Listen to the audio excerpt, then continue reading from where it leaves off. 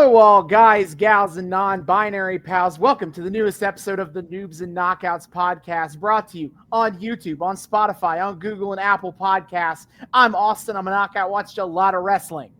I'm David. I'm a noob. Haven't watched nearly as much wrestling, and I think I've spent the past few years preparing for this moment, this pay-per-view we're going into. I've been living its truth, truly, as between having a roommate that likes to partake in a bit of cannabis and being myself a person who does not participate in the act of cannabis. I too understand on a deep personal level what it feels like to be half fucking baked. Yeah, I took a long road to get there. That was a long road to that joke. Look, I take my inspiration from Stephen Pastis and the Pearls Before Swine comic, which is, by the way, goated ass Saturday or Sunday morning cartoon comic. May I just say, best Sunday morning comic I think of all time of our modern time. And it has a proud tradition of like just taking an entire like 8-panel comic to set up a really bad pun in the very last one. It's it's an art form that I'm trying to master, truly. Sure, I guess. Yeah, we're back here for Backlash 2006. Yeah. Vince's war on God is finally coming to an end. Thank fucking Christ. Not his war on Shawn Michaels somehow. This is somehow only still partway through. But he is done with he's going to be done with God after this. So at least he's picking his battles, I guess. Yeah, so last time we were here, we watched the April 17th, 2006 episode of Raw, where Vince McMahon opened the show announcing his brand new religion, McMahonism. God, and then did really bad Photoshop humor for a while. Yeah, it was pain. Like the other examples we've seen of like 2000s WWE Photoshop humor in the past have been like, obviously dumb and awful. Photoshopping, it was Jim Ross's head onto like a bikini picture or something like that. It's all terrible, but like this committed the double sin of being both terrible and like boring. Like we started off strong with like Vince McMahon inserting himself into the creation of man painting, and then it was just all fucking downhill from there. Yeah, it was really at one point. The crowd started chanting boring. It was so boring. I know. Oh my God. But that happened. And then also, and it was Shawn Michaels kicking Vince in the face. Yeah, this is, if you really think about it, this is a disappointingly one-dimensional bit from Vince. Like, after doing the Vince going to church thing, like, we've squeezed the best part of this out of this whole thing. After this, like, if we let Vince ever riff on it, it's just, oh yeah, I have a God complex. Cool. I feel like that's probably why they never talk about this again. Is they hit the bit. They squeeze they sufficiently juiced that lemon. Yeah, and made all the lemonade you could possibly make out of the bit. They got as much water from the stone as they could, and still kept fucking squeezing. Yep. But then I mentioned that attack though, because also Vince is backstage and being helped backstage, and Triple H comes up to make fun of him, and so Vince books the third consecutive 2-on-1 handicap match. Vince has spent the last few weeks really studying the art of the Trinity, and he decided, hey, might as well torture our viewers with a third iteration of this shit. Yeah. Then we get Kane destroying Rob Conway, and then Kane thinks that Lillian Garcia said May 19th. She didn't. No. But he choke slams her ass anyway. Kudos to Lillian Garcia for taking a hell of a bump there. Shouts out. Yeah. Then Big Show came out and they like tried to choke slam each other. But Big Show did manage to choke slam Kane. So woohoo. Truly this rivalry is reaching its apex. Each one of them has gotten a choke slam over the other. Oh baby.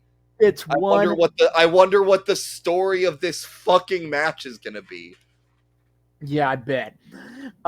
There's a backstage interview with Jim Ross and Chavo Guerrero where he's like, Chavo, why are you trying to quit over one match? And Chavo is like, I hear you, I see you, I'm going to do it. Goodbye.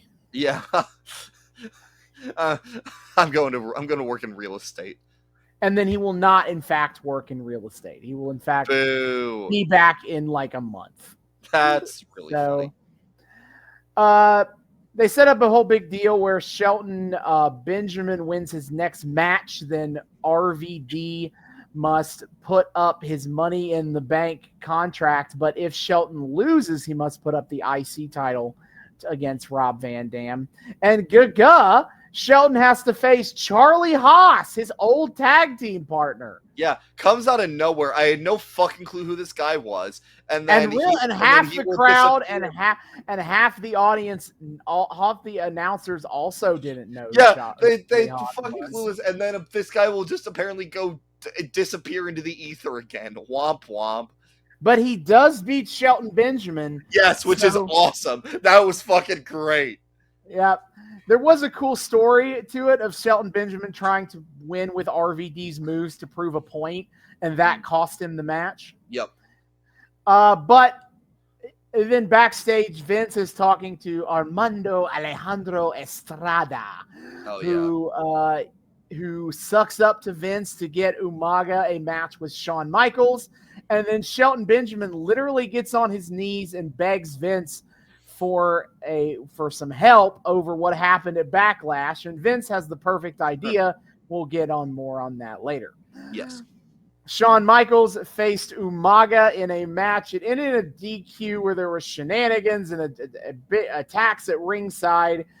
Vince went to get a chair to beat Shawn Michaels up, and as he tried to get in the ring, the turnbuckles exploded with pyro. So fucking great. And then he walked back to the ramp, freaked out, turned around to try to go back, and a ring and a wall of fire. The ring of fire from the ramp. It is an act of God. Brother, and as far as we understand, they're just gonna play this shit straight. No cheeky explanations for how this happened. It's just God. Well, we'll see. They discuss this on the April 24th episode. Oh. So we will see.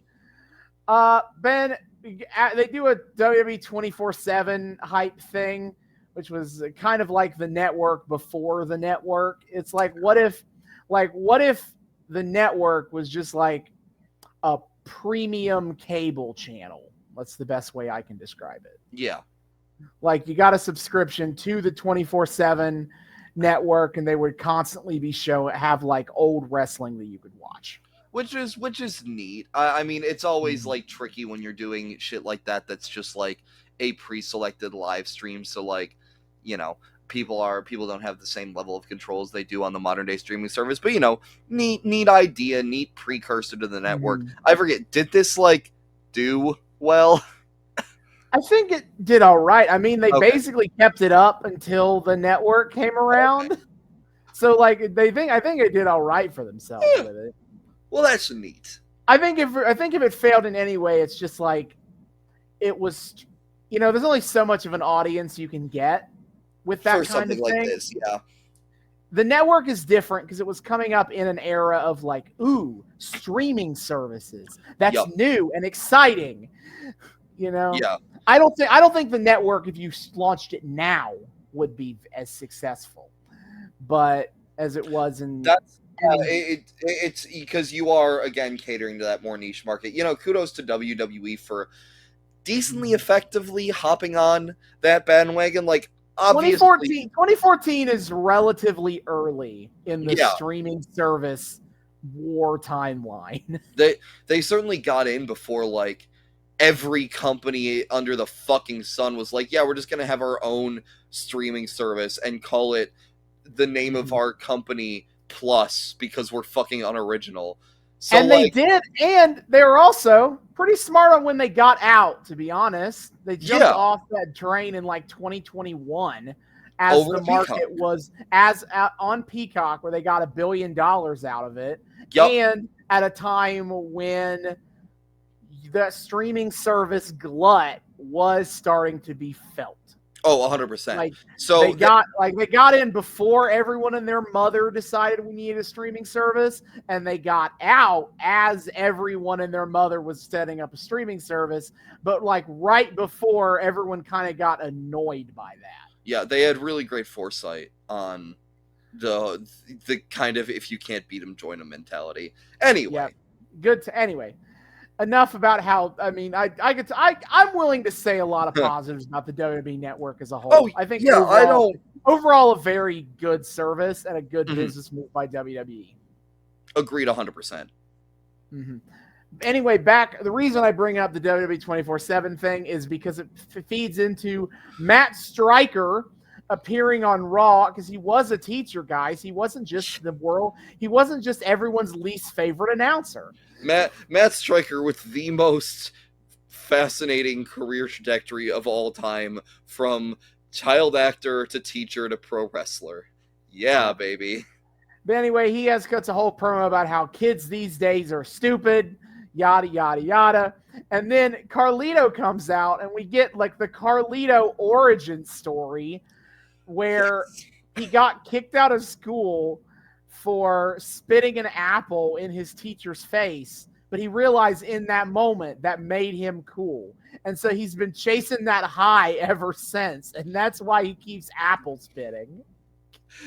SMH my head, you know, all this modern day storytelling that can't just leave well enough alone and has to give every single thing an origin story. How could they give in to their base instincts like that? Yeah, Carlito has a tragic Apple-based backstory now. Deal with it. And Apple killed his mother. And Apple.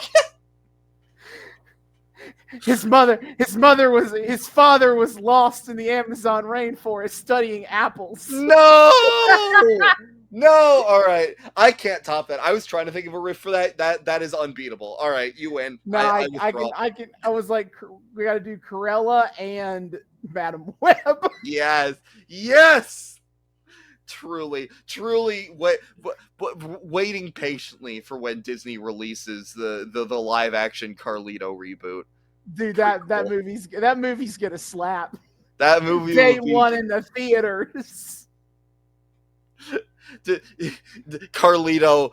Young Carlito, standing over the first ever person he spat in the face of, and he says, "Hey, you're kind of uncool." Boom! Cut to the opening titles. Oh my god!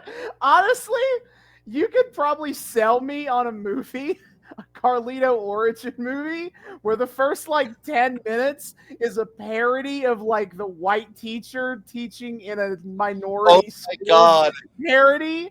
How do I reach like he's like, this teacher's like, how do I reach these kids? And then 10 minutes in, Carlito apple spits this teacher, and then the rest of the movie is a completely different tone. Amazing. And it's about Carlito. The best part is if you like manage to lead an ad campaign that baits and switches the audience into thinking they're going to be watching that movie and that it's Carlito. That would be terrible marketing, but like be fucking funny. See, and the movie title, People Who Don't Want to Be Cool. Gaga. Yeah, fucking it's between this and a Santino Marella origin story that I would really chomp at the bit for from WWE Studios. WWE Studios, if you need ideas, my phone is open. Yes. Hey, I know we've said a lot of mean things about you guys in the past, but like, no, we're good. Are we chill? No shade. No shade. The real problem of WWE Studios is too many of their movies are like trying to be like badass action movies. I know. Because one, B action movies are not as cool as like big budget action movies, obviously. Correct. And also none of them can act very well anyway. So it's like it's just made worse. Guys, I think if it were me in charge of WWE Studios, would have diversified the portfolio a ton. 100%. I would have made so many fucking crazy ass movies. Yeah, actually, a alternate universe where WWE Studios is willing to go so balls to the wall that they accidentally become A24 before A24 ever comes into existence. That would have at the very least would be more interesting to talk about than like 12 rounds 3. The Marines 69. Nice. Anyway, so Chris Masters shows up as if the writers forgot that Carlito is having a pay-per-view match against Chris Masters, not Matt Striker, until about 80% of the way through writing the promo. Wait, shit. So Chris Masters runs in, and they're like, and Carlito allegedly, and that was 2 weeks ago. Chris Masters puts Carlito in the master lock, and he makes him pass out. Yes, and oh god, it's unbreakable. Will Carlito be able to break the master lock? We'll see. We'll find out. Then we get the solution to Shelton Benjamin's problem, as Rob Van Dam must face all 5 of the Spirit Squad members at once, and if he loses, then he's got to put up the Money in the Bank match at the Money in the Bank briefcase at Backlash. And this might shock you, but he does lose. It was a tough race, but the numbers game truly. Mm-hmm. The superior technique of the Spirit Squad won the day. Yep. And then Maria is interviewing Trish Stratus dressed as Mickie James. Maria doesn't know what to think anymore. And Trish says she has a surprise for Mickie in the ring. And oh boy, what a surprise it was. Oh my God. Trish Stratus kidnapped her ex-boyfriend as a hostage and put like a test to Mickie of like, if you're really me, you will care about what I'm doing here. The logic doesn't matter. We're just here for like making this rivalry as deeply unstable as possible. And like Trish is trying to shock Mickie out of like pretending to be her. Because now we've escalated into a hostage crisis. Here's a thought. But don't worry, Mickie will rise to the challenge here. Yes. If you think about it, if Trish Stratus really wanted to, like, I don't know, scare Mickie James out of like being her, she could have instead taken the tact of like, well, if you're really Trish Stratus, then you will admit then that you are fully culpable for this criminal act that Trish Stratus just committed. That could have, I just had this thought, that could have been a far more effective tactic. I don't know why her thought was making it the most easy thing for like Mickie to fake ever. Like, I don't fucking know. Listen, you come upon a fork in the road, and stands there 2 Trish Stratuses. One who is the real one who always tells the truth, and one who is the fake who always tells tells lies. Which one is the real Trish Stratus? No. Did you kidnap that man?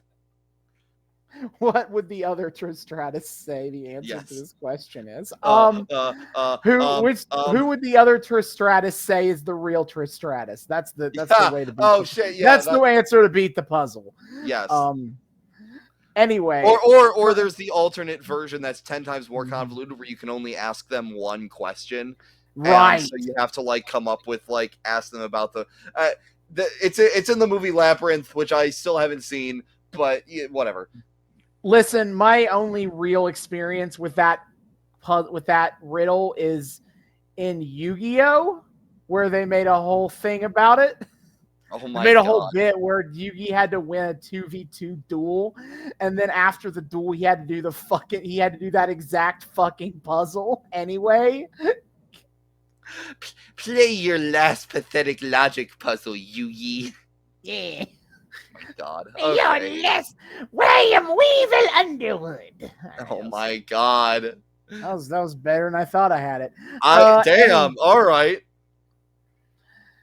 Anyway, Mickey is like, get your hands off my boyfriend, and attacks Trish, but then afterwards she's like, wait, you cheated on me, you bastard, and kicks him in the head anyway. Yep. Fuck you. Then Edge, Triple H tries to, sow some seeds of dissent between Edge and John Cena.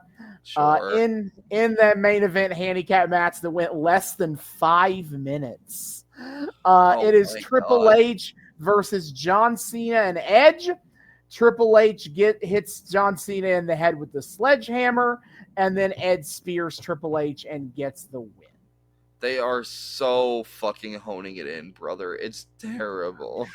So let's talk about April 24th Raw. There's one Raw. April 24th. We're going to Backlash, but before that, there was one more episode of Raw. Oh, ye of great mercy. The London set from London, so you can already tell they're going to half-ass this thing today. Yes. Oh my God. Oh, our stars need to travel to fucking London, so we're gonna phone it in. The go home show is gonna be even more phoned in than usual. Which means that we open the show where Edge comes out to cut a promo, who is then interrupted by Triple H, who is then interrupted by John Cena. Are you shitting me again?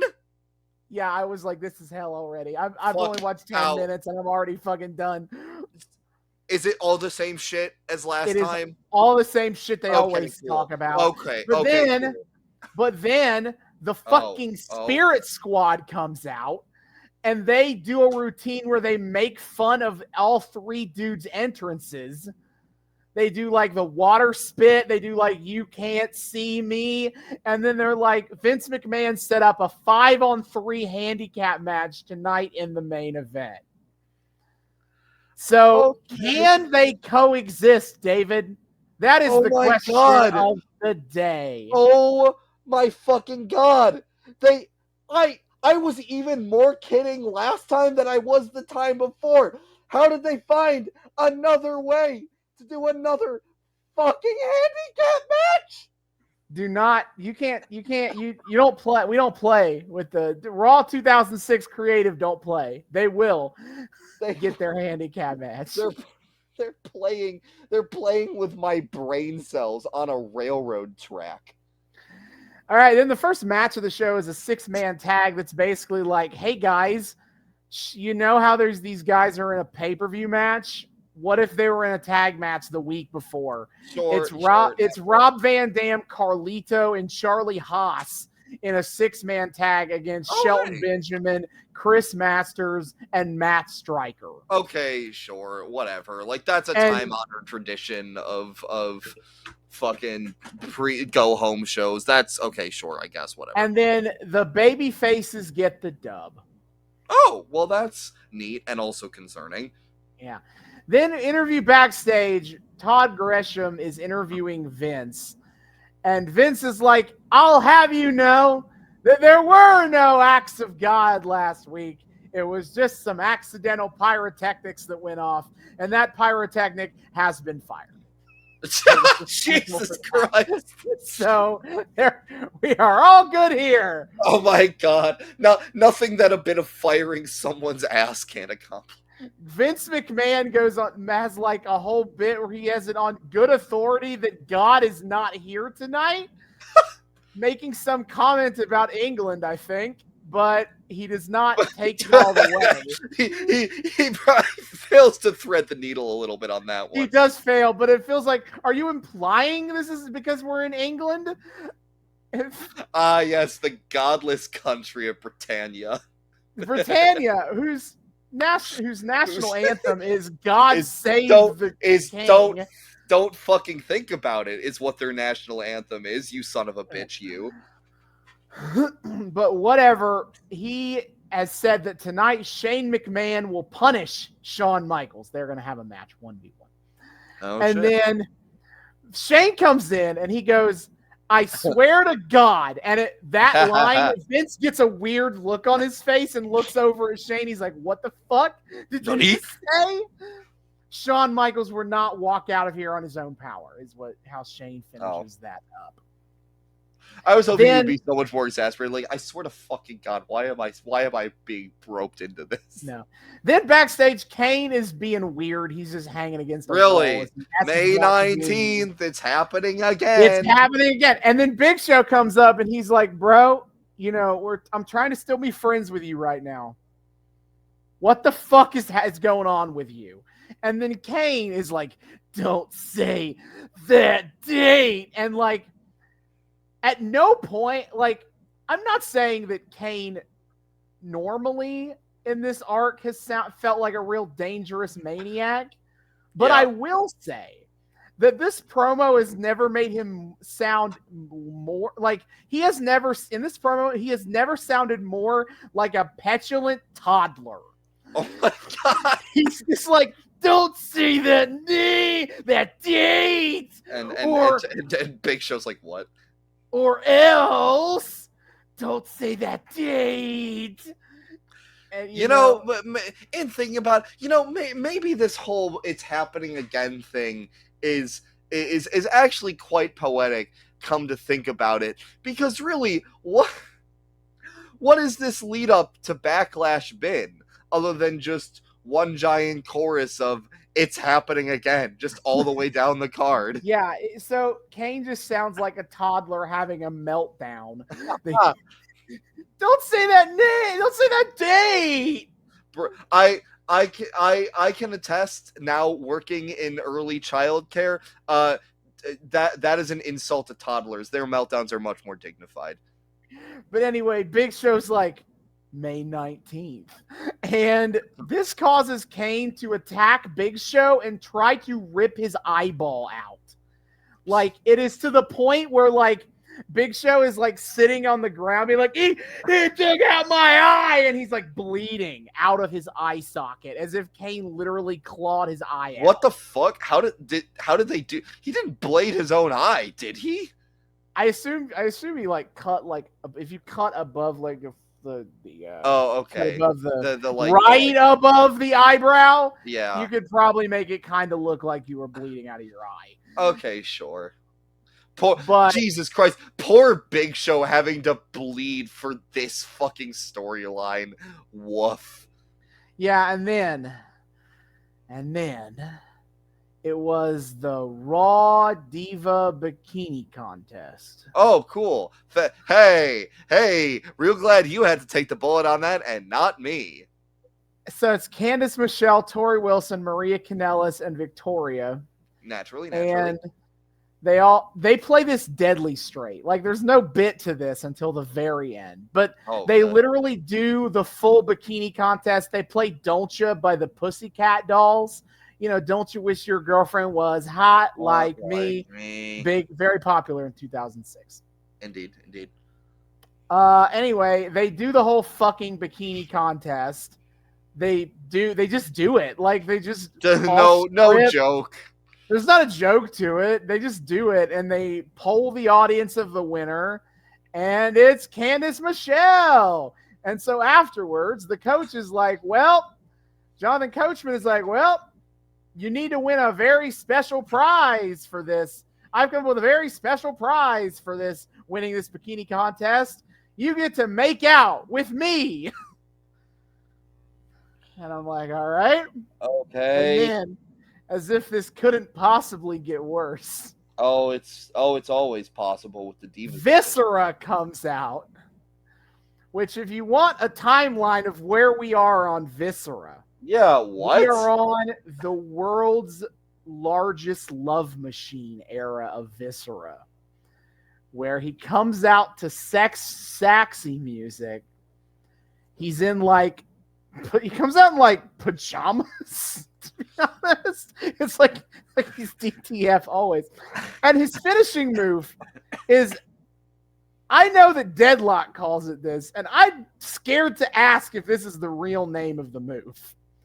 But his finishing move, as far as I know, in this time period, is anal destruction, whereby he slams you down, back up, stomach on your stomach. He flops down on top of you and humps your ass. What? I'm not even kidding. I know you're not kidding. That's way too early 2000s WWE for you to be fucking kidding. And also, like, every single woman on the roster thinks he's sexy. You know, it's a lot like sexual chocolate Mark Henry in that way. Like, all the women are attracted. Oh yeah, I always forget that Viscera was Mabel. I always forget that.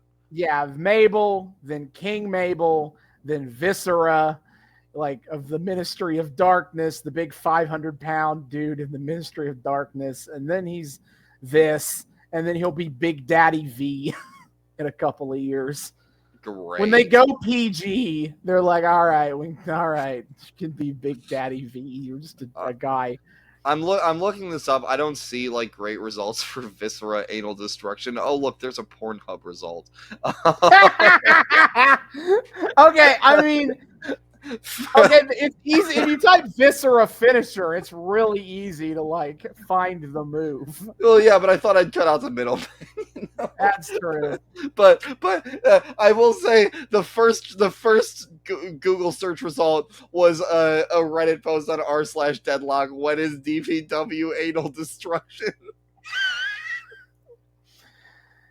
Anyway, so Big Viscera comes out, and he goes, hey, I saw what you were about to do to Candice Michelle.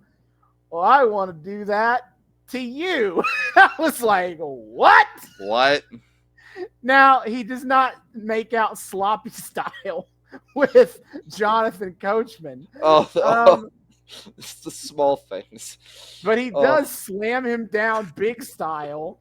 And this one, I thought he was about to fuck Coachman in the ass. But I guess Coachman didn't want to take that bump. Yeah, I guess Coachman didn't want to do that one. Said, that doesn't work for me, brother. Instead of getting in position to hump his ass, he flops down on the other end so that he is looking at Coachman's ass, and then he just starts slapping his ass. What? What indeed? And then afterwards, he starts making out sloppy style with Candice Michelle. Of course. Of fucking course. Oh so I was like, this segment, I'm in hell right now. What the fuck is this? I am so sorry that your sacrifice will not be in vain. I hope not. Soldier. And then Shawn Michaels faces Shane McMahon in a one-on-one match. Sounds about right. We get a lot of God jokes during this match. Jerry Lawler says that Vince McMahon works in mysterious ways. Vince introduces Shane as his only begotten son. And the product of his omnipotent semen. There are far too many jokes to be had about that in very bad taste. They write themselves. Use your imagination. Yeah. And I did note this is interesting, is that Joey Styles on commentary is like totally offended by this ridiculous angle entirely. Yeah, huh? I wonder why. But he is asking the question, like, is Vince really so delusional that he thinks God is going to show up? Or yes, is this an excuse for him to book a 2-on-1 handicap match? Well, that's what I've been assuming this whole time. But like, I don't know, man. It goes back and forth of like, how much do you think Vince actually thinks God is going to wrestle? Somehow, very much is the answer. And if this match happened in GCW, then we already know the answer because they would have done like Invisible Man jokes. Oh my God. Was in the match. Oh, it would have, bro. I wish they had done like, I have yet to see the match, so I don't know for sure. But from what I understand about the match, they don't go here, and it's very disappointing. I would really, really love to see some fucking Invisible Man tag shit in this fucking match. That would be actually so based. Yeah, it would. But then the match ends in a no contest because basically Vince conspires to like put Shawn over the announce table, and Shane McMahon jumps from the top rope and does a flying elbow drop to Shawn to put him through the announce table. Oh shit, man! Shane is like weirdly good at pulling out moves like that when he doesn't like fuck up his body trying. So like kudos to him for pulling off those spots in the name of whatever the fuck this storyline is. And then Vince grabs the microphone and just is like, "This Sunday you and God will go straight to hell. Praise be the name of Vincent Kennedy McMahon." Like we know how this goes. He just like rambles impotently for the rest of the segment as he is completely lost his mind. Yes. Yeah, the answer is he is that delusional, but we also we're not going to be like as fun about it as we could be. You hate to see it. No, and then backstage, I'm just going to combine two of these at once. Please, thank God. Edge talks shit to John Cena, and Triple H and Lita have a conversation, and they both and both of the not Edge related parties are just like, LOL, whatever. Edge sucks, and also your girlfriend's a whore. John Cena says that if Edge tries any snaky bullshit tonight, he'll go down quicker than his girlfriend. And then Triple H goes to Lita. Then Triple H says to Lita, he's like, "Hey, I wanted to ask for your advice because I'm sure you have a lot of experience taking on 5 guys at once." Oh my God. But bro, I know like we're in early 2000s WWE and calling the heel women we don't like whores as long as they're like attractive is like the go-to thing that everyone pops for. But like, man, if you really think about it, telling Lita that she gets laid more than you do is not the dub that you think it is, weirdos. No. Especially since one of the people she gets laid with all the time, allegedly, is one of the guys you're facing who you're also trying to dunk on. You're not cooking here, guys. Yeah, the opening promo also had a lot of like Lita's a slut jokes to him, Triple H was like making fun of Edge being the WWE champion for 2 weeks, and he like use an analogy of erectile dysfunction, and he's like, I know your girlfriend's cool with 3 seconds over there, but I mean, I'm sure she's not getting much out of it. And then at one point Edge is like implies that like he gets on his knees for Vince, and that's why he gets so many opportunities for Triple H. Triple H is like, "Hey, only one person in this ring right now is used to getting on their knees." And his name is John Cena. No. Yeah.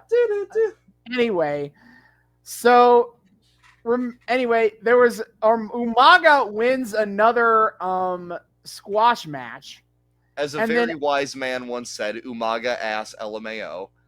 And then after the match, Ric Flair is back, and he attacks Umaga, gives him the Rina Yamashita testicular claw. Like, for reasons I don't even know, he like straight up like grips Umaga in the balls. Tries to crush his cock. At the time they were very confused. That one wasn't remotely scripted. When asked for comment backstage, Ric Flair said, "I was just curious." And then he throws Umaga out of the ring. There is one match on Backlash that we haven't talked about yet. Okay. It's Ric Flair versus Umaga. Oh, wow. No way. Didn't see that coming. In the ring. Then we had an in-ring promo that remember how last week I was like, I'm actually into Mickey Trish now because it's just pure nuts? Yes. Well, they've ruined it. No! Mickey comes out looking normal. And she's like, hey, guys, I think I might have got a bit carried away with this dressing up like Trish thing. Uh-huh. It's like, what? Uh-huh. No! Uh-huh. No! Why would you? I was so into this angle of Mickie James thinks she's Trish and Trish Stratus thinks she's Mickie James. And now Mickie James is just going back on it. She's like, you know what, guys? I'm sorry. I went too far. Fuck you, man. Double down. That's a bunch of bullshit. No. Unfortunate. Mickey is just like, Mickey rationalizes it as she realized she doesn't have to be like Trish Stratus because she realized she's better than Trish Stratus. Really? I mean, I guess, but like, really? And then Trish comes out, still dressed as Mickie James, though. Her half is not ready to be done here. And, like, they do this bit where, like, Mickey starts trying to talk and Trish says the exact same thing at the same time. Sure. Just to annoy Mickey, and then Mickey and Trish have a brawl, and that's it. Sure. So we have done a full 360 on this angle over here on my end. Jesus Christ. Holy fucking fuck. Pain. And then Triple H, Edge, and John Cena take on the Spirit Squad in a sub 10-minute match, whereby basically Edge abandons them mid-match, but then Triple H and John Cena hit their finishers at the same time and they win. Oh my God, boo! And then Triple H and Cena start punching each other while Edge and Lita just leave. What even? Why? What is the point of this? No, this was not a fun episode of Raw. Spin those wheels. So let's go over the Backlash. Let's remind everyone of the Backlash 2006 card. Oh boy, how exciting. We are trying a new, daring, bold direction on this podcast where we're going to watch the whole pay-per-view. The full length. So just some of these segments they're gonna get some easy breezy beautiful cover girl coverage. Yeah. But here is the 7-match card for Backlash. All right. It is Chris Masters versus Carlito. Okay, naturally. It is Umaga versus Ric Flair. I wish all Ric Flair a very please die. It is Trish Stratus versus Mickie James for the Women's Championship. I can't believe they ruined this. It is Shelton Benjamin versus Rob Van Dam for both the Intercontinental Championship and the Money in the Bank briefcase. Oh, look, the one match on this card I'm actually hyped for. It is Kane versus Big Show. Cool. It's happening again. It is Mr. McMahon and Shane McMahon versus Shawn Michaels and God. Amazing. And then it is Edge versus Triple H versus John Cena for the WWE Championship. The Raw exclusive pay-per-view is kicking. Yeah, I'm really feel like I get like for when this happened, this is a pretty decently sized card, but like holy shit, there is one singular match on here that I'm actually excited for. Let me take a look at the fucking SmackDown exclusive pay-per-view they do the next time up. Well, it could have been worse, but then again, I'm not loving this card now that I'm reading it. Maybe they were right to get rid of the two branded pay-per-views, actually. Yeah, you think? Pay-per-views. Anyway, Judgment Day 2006, that show had Brian Kendrick and Paul London defeating Eminem for the tag team championships. Chris Benoit defeating Finlay. Jillian Hall defeating Melina. Oh, boy. Is Jillian Hall still doing... By this point, she's not doing the thing where I have a mole, right? Like, that's not... Oh, that's hey. not what she's doing. Maybe? I need to look that up. When did she go from I have a mole to I am a bad singer? When did the boogeyman eat her mole?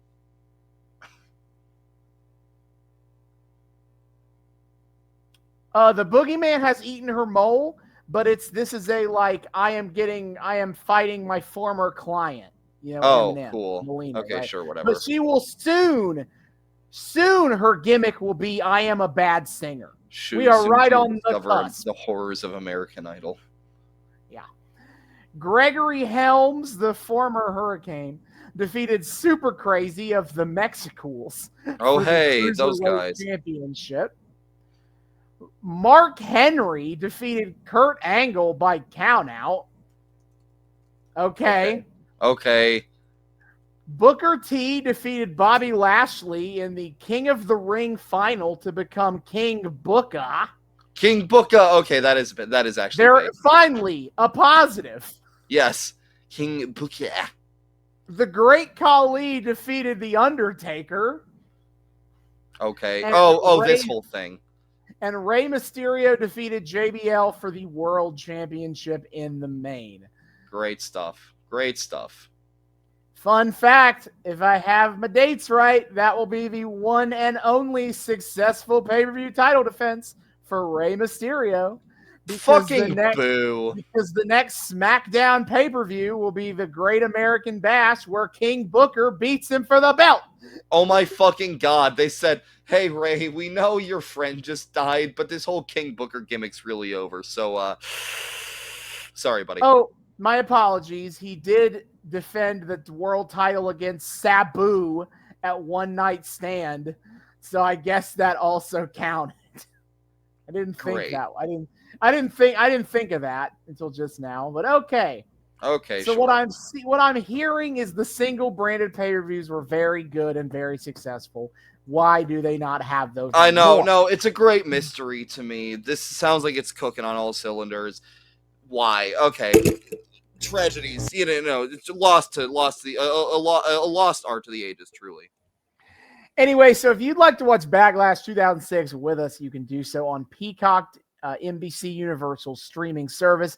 WWE has partnered with them, has all of their shit on there, including every pay-per-view in WWE history. When we come back, we'll be talking about Vince McMahon fighting God literally.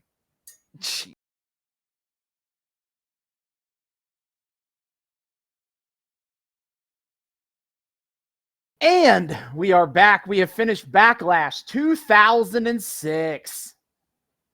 You know, it probably helps that I didn't watch WrestleMania 2006 because this could have felt a lot worse. But it also, just from what I already knew, also did feel a lot worse sometimes. And that's without having seen the pay-per-view that it's a blatant sequel ripoff of. Yeah, all right. So maybe brand exclusive pay-per-views were a mistake. This isn't even a brand exclusive problem. I It's think just fucking stupid.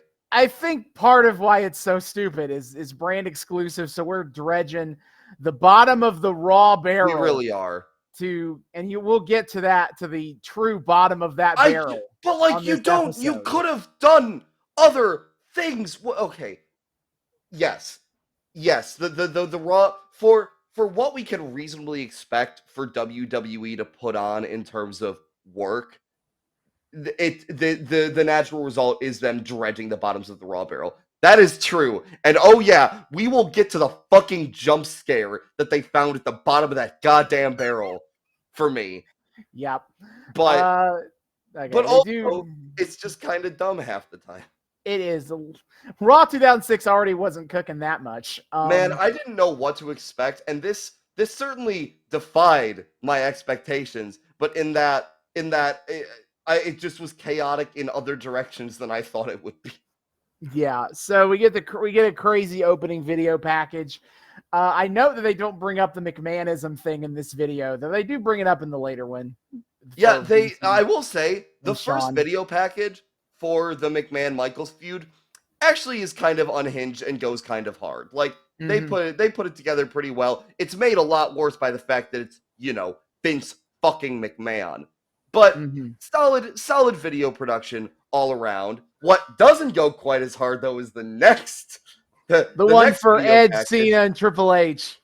Mostly because we've already seen all of this before in the form of 20-minute fucking promos. Why couldn't we just had this fucking video package in place of any one of those? Dear God, save us all a bit of time, because guess what, gang? They have the exact same fucking content. Yeah, so we start the show. Good old JR is here. It is Jim Ross and Jerry Lawler on the call. JR, who's clearly taken a few uppers, and Jerry Lawler, who's clearly taken a few downers with how they act on commentary throughout this fucking thing. We'll get to that. Also, may I just say, Jesus fucking Christ, there is an Attitude Era amount of crowd signs at goddamn Backlash. And yet hardly any of them were any good.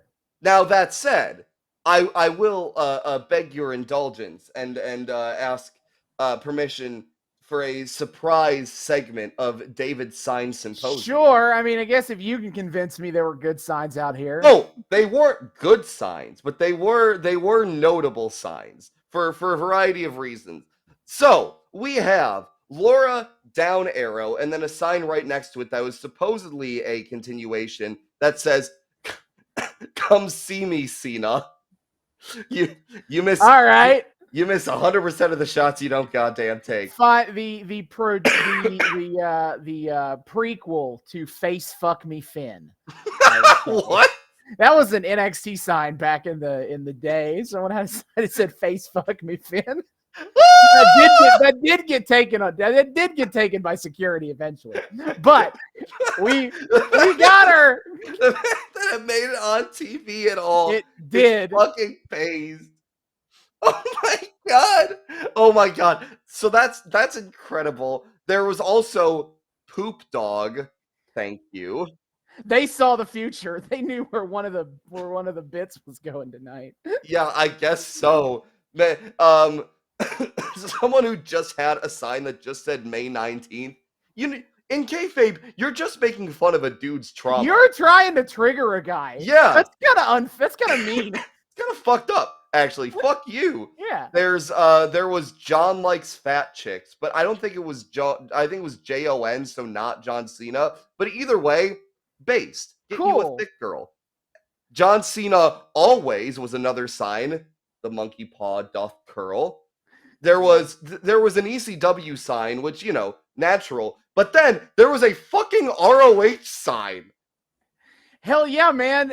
Lexington, Kentucky is fucking our Ring of Honor country. Yeah, I was gonna say, I was gonna goddamn say, this is my transition into my thesis that we'll get into when we get to the RVD match. This is a smart ass crowd. Well, yeah, it's a WWE pay-per-view crowd. Of course it is.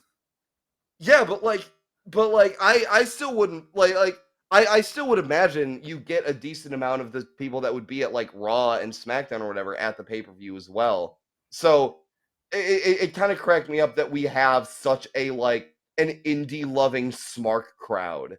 Let's see, who was the Ring of Honor champion when this pay-per-view aired? 2006. This was during Austin Aries. Oh, hey! Excuse me, it's my bad, wrong year. Oh, even better. This was during Bryan Danielson's 462-day reign as the Ring of Honor champion. Absolutely incredible. So they know. Lexington, Kentucky's got real hoopers. They know. Yeah, holy shit. Yeah, I didn't know Lexington was Ring of Honor country. That's insane. Okay, so yeah, this is a crazy fucking crowd, which makes some of the shit that they like get into later make sense and makes some of it really fucking scratch your head. Mm-hmm. We'll get there. So we start with, I wrote, Chris Masters has the most ridiculous entrance ever for an absolutely nothing mid-carder. Bro. Which is true. Speaking of Austin Aries, Chris Masters has the cape that Austin Aries the Aries cape. He doesn't. He has the cape that Aries thinks he has. His cape is actually fucking cool and not just something that you picked up from the dollar store. So because like his entrance is like, we get a full screen of his like we start with a full screen of his like entrance video of him flexing. Yeah. Then it cuts to him on the entrance ramp doing the finger posing. Yeah. And then he like sparks go off and he like stands up, throws the cape off, and he flexes like 3 times, and every time more pyro goes off. You know what? Him. I appreciate the coordination. That takes some work from the backstage effects department. I appreciate it. Yeah, so as I said, this dude will amount to nothing, and they gave him the most WrestleMania entrance of all time. Bro, I know. What the fuck? Clearly they should have attached the Rocket to Chris Masters. What were they doing? Yeah. Carlito makes his entrance, and I wrote now that I think about it, Carlito turned on Masters and he's the babyface here, though I guess both of them are still kind of heels. They're just both assholes. You'd think that, but then like Carlito also has made fucked with Stryker, who is way more definitively a heel. Yeah, but the thing is Carlito has an asshole gimmick that the fans think is fun with the apple. Mm-hmm. It's true. And he has enough moral gray area that he'll just spit on whoever. It's not about who's good or evil. It's just about who wants to be cool. It's true. And as a note for this match, take a shot every time commentary talks about how Carlito is only 27. You will die before you get anywhere else in this pay-per-view. These young hot up-and-comers, because they talk Masters only 23. Wait, he is? Yeah, they talk. JR mentioned that during his entrance. Wait, I missed that part. Yeah, because he's like, Masters only 23, and you could say he's a bit of a vain individual. Chris Masters is only 23 here? Yeah, how old is he now? He does not look only 23. That's fucking crazy. Yeah, even now he's only 41. Well, yeah. Yeah, he got his start in 2002. The age of like 20. I'm try to put that together in my head. But yeah. Bro, he looks younger now. How the hell is that possible? He grew out his hair and now he looks younger. Incredible. That's like actually insane. What the shit?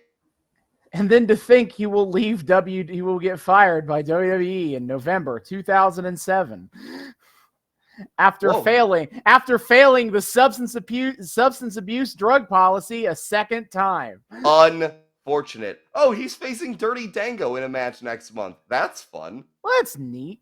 That's nifty. Anyway, so yes, Chris Masters is here, and he's only 23. Carlito's here; he's only 27. Oh, also something else I forgot to shout out. They shout out the Spanish announce desk. Carlos Cabrera's here. Woo! He's cool. Yeah, we like Carlos. And Hugo Savinovich.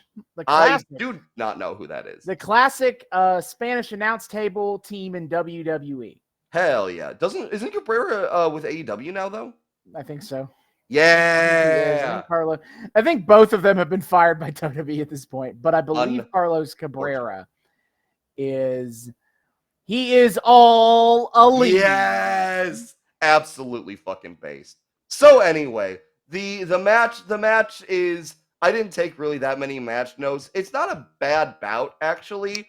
Carlito and Masters. It's very basic in what I expected.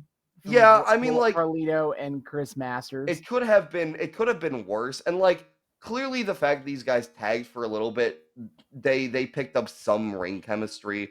So like it's nothing great. But like they have decent chemistry. Carlito's able to do kind of flippy shit, and Master's able to match it with his like kind of just, punchy boy technical shit. Yeah, he's out here doing the strikes only wrestling style here. Carlito does have a cool like over the top crossbody onto him. I haven't seen all that much of Carlito, but like it's always cool to see. I was freaking out by the springboard back elbow. I was like, whoa. Yeah. What? That was fucking nuts. Also when Carlito put in the master lock. Oh my god! Oh my! Here we go. They like I was telling you over Messenger. Carlito obviously would not be the one to break the master lock. Wow, that would be disrespectful to Carlito to not give him the rub on that. Look, I wouldn't be against giving him the rub necessarily, but I know for WWE's booking, he would not be the boy to do it. So they have to come up with other ways. Since the master lock has become such a like central part of this story, they have to come up with other ways of doing shit with it. So Carlito slips out of the master lock instead of getting caught in it, and then he also hits his own master lock. Which I appreciate the creative solutions there. Nah, but then Chris Masters breaks the master lock. Also, noted that they did that Chris Masters does psychology. He worked the neck to set up the master lock. Yes, he knows how his signature move works. Good job, Chris. Also, commentary had a line that I was like, all right, great. JR was like, Masters never been a mirror he didn't like. Thanks, JR. Thank you, JR. And then Lawler pipes in with like, when he checks out of his hotel, the mirrors don't cool off for 30 minutes. Okay. Thank you, Jerry. Lawler was like, again, I'll get into this more as I have more commentary notes. Lawler was in like weird form tonight where he was like, he seemed, I don't know, tired. And this is just PG. This is just not even, I guess it is also PG era Lawler, but post Attitude era Jerry Lawler, his balls have been cut off. His balls have been, he seems like almost bored with the shit that he's being told to say. Yeah. He's like, oh, this is my material, I guess. He fucking, also with JR, we have great technical commentary from JR. More high impact stuff, smash mouth style. Man, okay. I know McMahon is in everybody's ear, and that doesn't help. Constantly.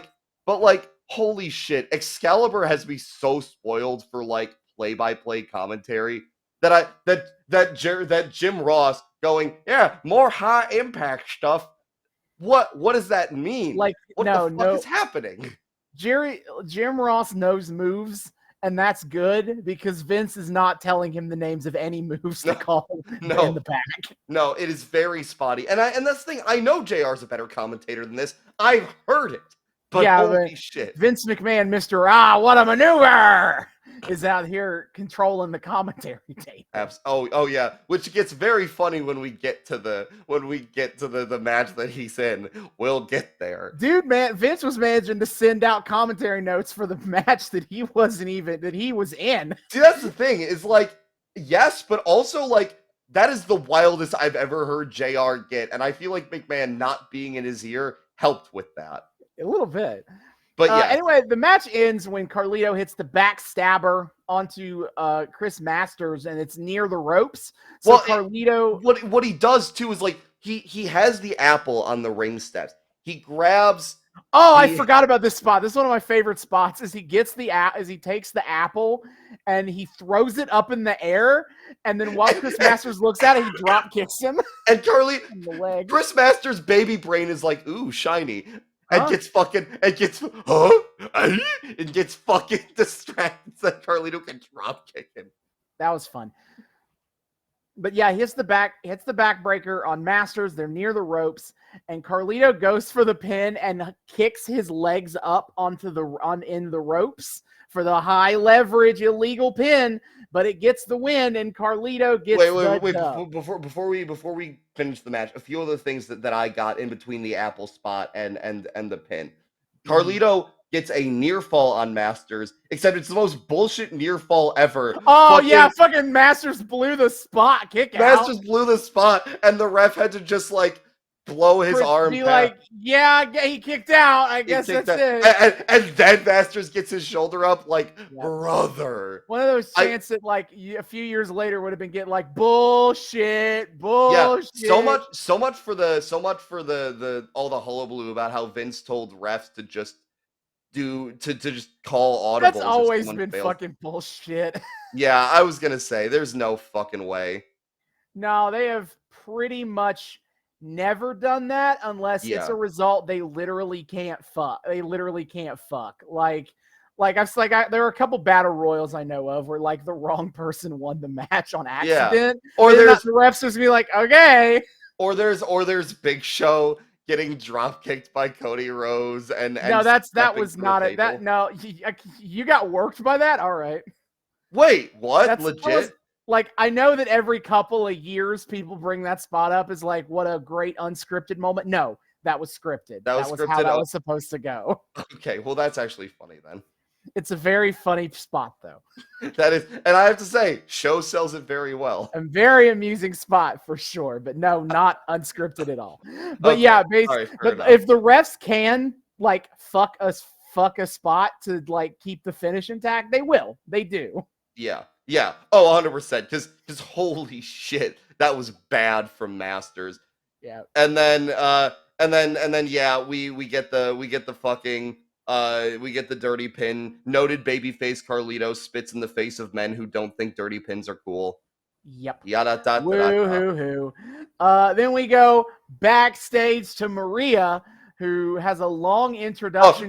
Maria, who, as JR notes, in the horse capital of the world is a handsome young filly. Thank you, Jim. Thank you, Jim. Yeah, shut up, JR. Jimothy Ross. Calm down over there. Stop it. No. Okay.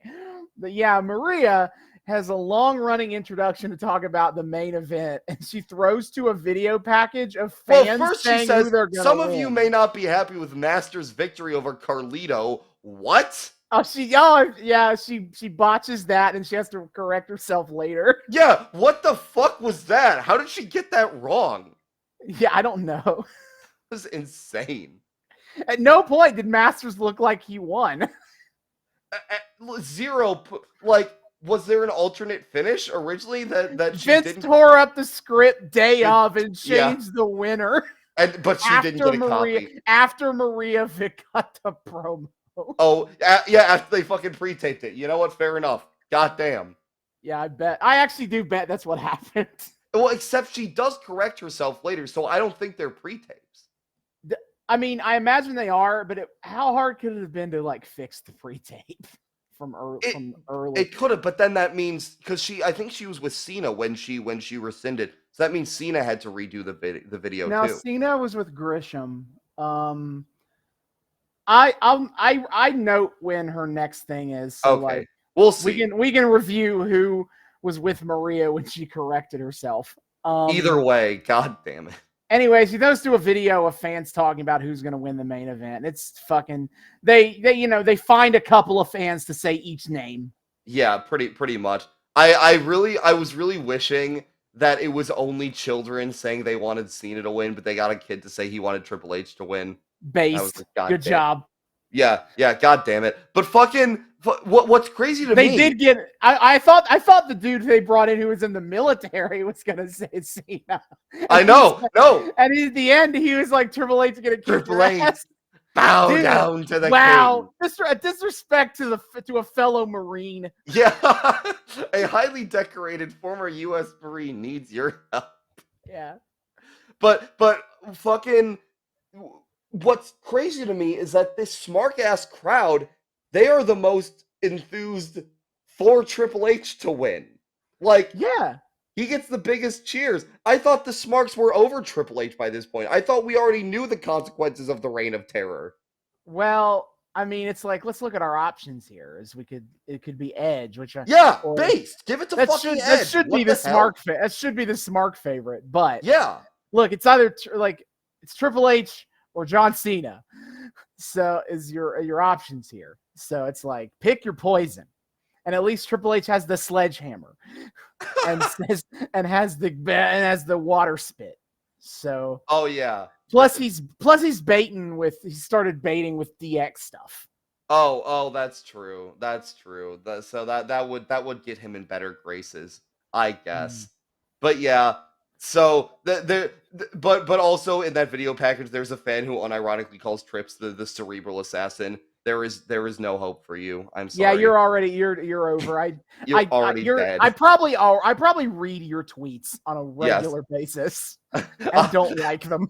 and deeply dislike. Yeah, I regularly read your tweets on the WrestleCrap account. True.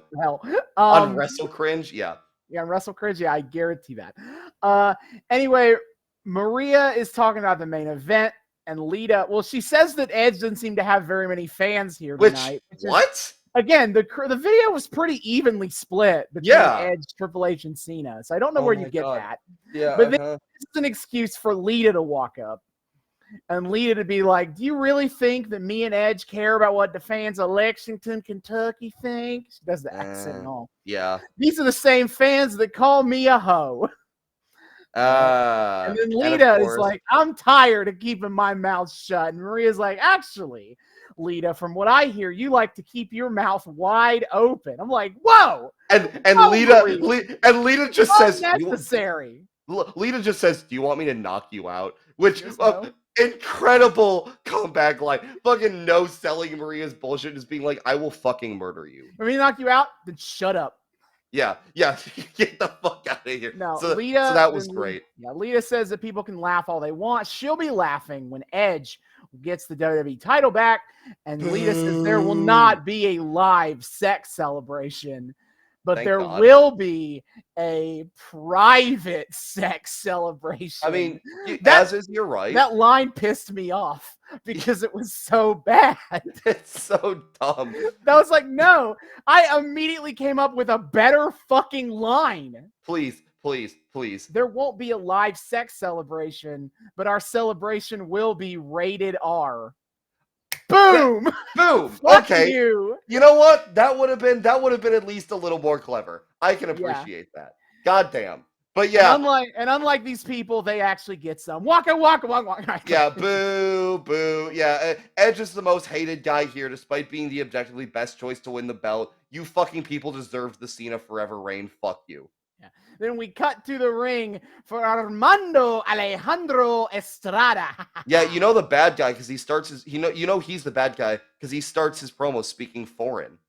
He does say a lot of stuff in Spanish. I mean, he is just introducing Umaga. He does say things, but again, he does do the a lot. Yeah. Oh, I got fucking now that gives me Gangrel flashbacks. Oh God. He's Umaga. The man who's going to destroy the Nature Boy Ric Flair based. Yeah, I wrote Old Man Rick looks so silly in these robes now that I look at it. Oh my God, I know. Like they're so ostentatious, but like he just seems so old and decrepit. He doesn't feel right that he's wearing this shit. Fucking raisin ass in these big ass fancy robes. Anyway, Umaga spends about 3 minutes beating Ric Flair's ass. Yeah, really how this match goes. Flair has a couple of moments where he like gets the advantage, especially when he does like classic Ric Flair spots of like eye pokes and bit punches to the dick. Yeah.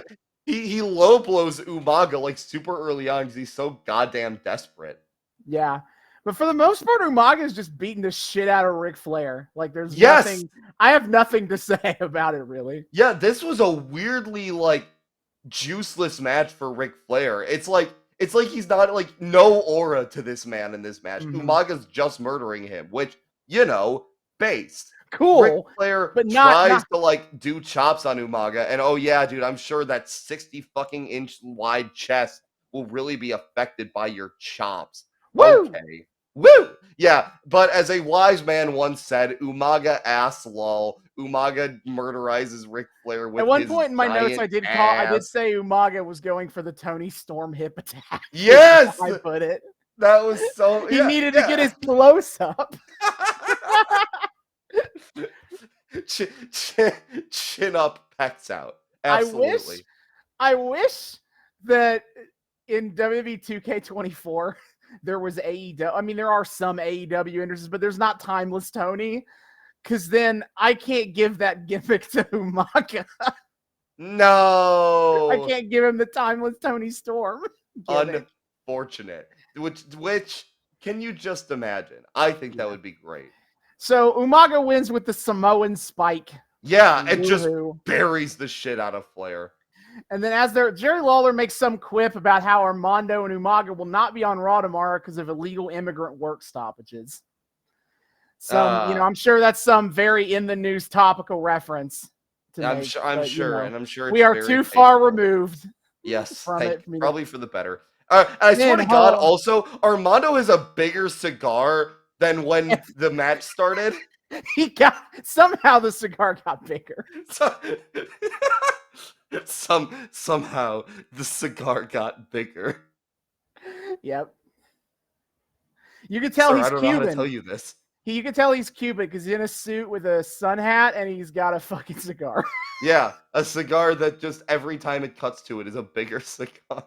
Yeah, beautiful. Then we cut back. And Jerry Lawler also refuses to like say his name right. He like can't say Alejandro, and I can't tell if that's because he's fucking racist or just fucking dumb. Probably both. It could be both. We don't want to discriminate and say that it has to be one or the other. No, absolutely. You know what? That's fair. Get you a man who can do both. Truly. Then we go backstage. Vince McMahon is admiring himself. This skit was fucking hilarious to me. Holy Vince had two skits tonight, and one of them was significantly better than the other. Oh yes. But anyway, Shane walks in. He's like, "Hey, Vince, you ready to take out Shawn Michaels tonight?" And Vince is like, Vince wants to make this very clear that this is not a handicap match. And I want to time out for a second here to like call out how funny this is in storyline. In storyline, every single person thinks that Vince McMahon booked this match as a like excuse to make a handicap match without calling it a handicap match. Yes. Except Vince McMahon. Vince does not think this is a handicap match at all. He never drops the bit, which feels very contradictory to the Vince McMahon character. Nobody thinks Vince McMahon is so insane that he actually thinks he booked God. And Vince said, "How dare you underestimate my power?" I absolutely think I booked actual God. Oh my God, and it gets more insane when we get to the actual match. We'll get there. Anyway, so Vince says, she's like, "Shane, you're going to take care of Shawn like you did at WrestleMania. And me, I want you to leave God to me because there's nothing God can do that I can't do." Here, I'll show you. Get over God. I'll show you. So Vince takes Shane's water bottle. He dumps some of it on the floor. He hands it back. And then he stomps on the water on the ground. And Vince goes, "You know what that was? I walked on water." Outstanding. Amazing. And then he pulls out from behind him. He pulls out a big loaf of bread and a fish. And he tries to talk about cut open fish that he just casually has on hand there for reasons. So he tries to talk about like this story in the Bible without really seeming to know what actually it's about and what happened. To be fair, he even admits that. He's like, "Oh, I always forget how this one goes." But he does know that Jesus broke bread. So he breaks the bread and he tosses it off screen. And then he goes, wait for it. And then off screen, somebody just throws a bunch of fish and bread at Vince and Shane. What's the kayfabe on this? What happened? Is that some poor stagehand, or is Vince actually fucking divine? Well, hold on. We have that with the third bit. So Vince holds one of the fish and he goes, "It's a sign. Holy mackerel!" And then I'm not mad. I'm just disappointed. And then he walks off. Shane drinks from his water bottle, but the water has turned to wine. Yeah, what the fuck? So Vince in kayfabe is just divine. Even Shane doesn't know how that happened. Yeah, so I guess Vince just is God, I guess. What the shit? No, I was like, this is incredible. It's amazing, but also, what the fuck are the implications of any of this? If you think about this for more than like a millisecond, your head goddamn Listen, explodes. We're never talking about this storyline again, so it doesn't matter. But so after this, they just don't explain away any of this? No, we're not going to be talking about God anymore. Vince won. We don't need to worry about that. What the shit? Vince has divine powers now, and he just never uses it ever again. I guess. Afraid not. Okay. So then our third match, my notes. Well, first of all, I need to point out that when we cut away from this skit, JR and Lawler are looking at each other on commentary. This is one of a few weird moments between them tonight where JR goes, "Can I get any more Bajar?" And Lawler goes, "I think Vince can forgive his own sins now." And then there's just a very pregnant, knowing pause between the two of them. Oh, no. Yeah. So then we get to Mickie James versus Trish Stratus. My first few notes here. I think it's important I do this. Mickie looks normal. Boo! This whole feud was based on identity theft, and nobody's doing it in the match. Where's my psychology? The story payoff. It's nothing. It's just a normal fucking match. What is happening? I will say a really good match for the first 6 minutes of it. Yes. It's a 7-minute match. I was like, a lockup? Real wrestling? Yeah, that was insane to see. Now, this also, is Jerry Lawler says of Mickie that imitation isn't the sincerest form of flattery. Stalking is. You would know, wouldn't you, Lawler? That would be his opinion, yes. Yes. At one point, also, wow, Mickey's normal fucking music sucks. Dun dun dun dun dun dun. It's so bad. What the hell? Yeah, but Trish and Mickie is about as peak in-ring women's wrestling as you're gonna get in 2006 WWE. Yeah, and for the most part of this match, you see that there's real wrestling. There's this cool spot where Mickie James goes for a clothesline. Trish does the Sister Abigail spider walk dodge. Yeah. And then flips it into a head scissor, a handstand head scissor. Yeah, Trish Stratus, like a lot of the WWE women's roster in 2006, is deeply goddamn talented and has absolutely no fucking outlet for it. Now she goes fucking crazy. I know. They do a cool spot where Trish goes for her Trish kick. Mickie ducks it, and Trish just in one motion goes for the pump kick instead. And then when Mickie goes to the outside, Trish just jumps off the apron and dives at Mickie and punches her in the face. Yeah, insane shit. They were actually allowed to go kind of hard. A lot of the first bit of the match is Trish beating up on Mickie. And then babyface, comeuppance is a happening. Absolutely. Here. But then she gets Mickie to one of the ring posts, climbs up on her, and then Mickie tosses her to the outside. Corner punches. Yeah, and then Mickie dumps her ass over the top rope. Nasty fucking bump for that one. Again, crazy that they can do shit like this and they just never get to, aside from once in a blue freaking moon. But yeah, Mickie gets Trish back in the ring and just starts murderizing her, which is super cool. But then, okay, so I think we do get an explanation later that might explain some of why the match is the way it is here. But the end of the match is Mickie has Trish in the mount, punching down on her. And she grabs a wristband that fell off, I think, Mickie earlier in the match. I think so. Yeah, I think that's part of Mickey's outfit. And she just starts choking her with the wristband, and the ref just calls for a DQ. And that's it. Yes. Extremely anticlimactic ending. Now, again, we learn later that Trish had a dislocated shoulder. So I think what might have happened is Mickey threw Trish to the outside. That bump might have dislocated her shoulder. And so they quickly ran for a different ending, booked a different ending on the fly.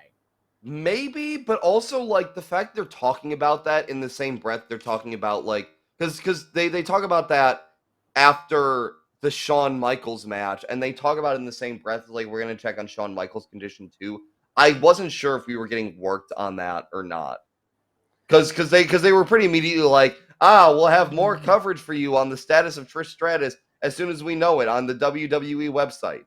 I guess, but that feels like it feels like that's such a weird ending that I don't. Okay, to be fair, Austin, they sucked all of the fun out of this goddamn angle. I wouldn't be surprised if they ended it in a fucky way. Yeah, no, I was 100% correct. Damn. Wikipedia, during a rematch at Backlash, Stratus suffered a legitimate dislocated shoulder after taking a bump to the outside of the ring. So, shit. Literally, exactly called what happened here. Fair enough. Well, that's unfortunate. Yeah, that was shaping up to be a cool match. I called the match like a microcosm of how I felt about the storyline. Yes. Where it was like, I was like, boo when it started. And then there was a point where it was like, holy shit, this might actually bang. And then it ended really shitty. Yep. In the same way, it was like, when this is lesbian stalker stuff, when this becomes weird identity theft shenanigans, hell yeah. When they stopped doing identity theft shenanigans, boo. God damn it. Yeah, it's like poetry, it rhymes. Yeah, so rip in peace. Rip in pieces. Bit. Anyway, we're back with Maria. This is when Maria is like, sorry, guys. Bro, why the fuck does Maria have the most annoying character ever? They're really like, we need her to be like this weird, overactive, naive young woman. Oh, it's so obnoxious. Oh, it's so grating. Just be the mean girl. Just be the mean girl you're destined to be, Maria. I know. At least then we're supposed to be annoyed by you. Anyway, she apologizes for the screw up earlier, and then she brings in Shawn Michaels. And Vince is like, Maria's like, Shawn, Mr. McMahon asked me to ask you if your tag partner will be there tonight. And Shawn's like, look, I try not to shove my Christianity down everybody's throat, but the Lord is with me tonight, as he is always. Starts launching into a sermon. Yeah, Shawn says he expects Shawn to go out there and do what he always does. Use the gifts he has given me to the best of my ability. Shawn's like, let's call the match for what it is. A 2-on-1 handicap match. So even Shawn doesn't think that Vince actually believes that God is going to be here. Nope. Sorry to disappoint everybody. Yeah. He's not bought in on any of this. He thinks Vince is fucking with him, but he's like, God is always with me. Yada da da da. Yeah, so he says, Vincent, Kenny McMahon, and Shane Brandon McMahon. Fucking course his middle name's Brandon. Shawn says the results will be the same as at WrestleMania. The McMahons down on their knees. And hey, maybe at the end, I'll even have Vince praying to God. But if not, that's fine. but then he's just also like, or maybe not, whatever. Maybe not. It's fine because okay, or maybe not. And all the fans in Lexington have got 2 words for you. And the whole crowd does. Suck it. Shawn doesn't because he's brother, you don't even say it. What do you mean you have 2 words? Stop. No, it's like I said, he is a good Christian boy now, and so he doesn't want to say suck it, and he doesn't want to do a real crotch chop. That's such bullshit. Oh my god. It's so weird that they're bringing back DX when Shawn won't even do the DX stuff. Hey man, it's 2006. Attitude Era has been over for a while now. It's not going the greatest overall. Let's bring back DX. That's the best we can give you, people, in the Ruthless Aggression era. Then up next, it is Shelton Benjamin versus Rob Van Dam for the Intercontinental title and the Money in the Bank briefcase. I need to point out that the very first thing on my notes for this was, oh, thank God, a match I'm actually excited for. Please be good. Please be good. Please be good. And hey, it was. It was. I don't think it was like the greatest match that it could have been, but it was pretty fucking solid. My first note about this match is JR's line. It's obvious to everyone that Rob Van Dam's favorite number is 420. Yeah. Okay. Okay, Dogie. I don't even know how that. I don't even know how that committed to what he was talking about. It doesn't. It had nothing to. He just started by saying like, "Yeah, Rob Van Dam likes the weed, doesn't he?" Like, what was WrestleMania at 420? No, it was April 2nd, and this Backlash show is on April 30th. So there is no connection. There is no to what the fuck you're talking about. Okay. Yeah, JR with the most just okay lines of the night ever, always on Backlash 06. Mm-hmm. But yes, the match starts off. Match starts big ECW chants. Oh, starting big style. And then I wrote, what grapples, much work rate. Yes. Van Dam starts off working the arm drags.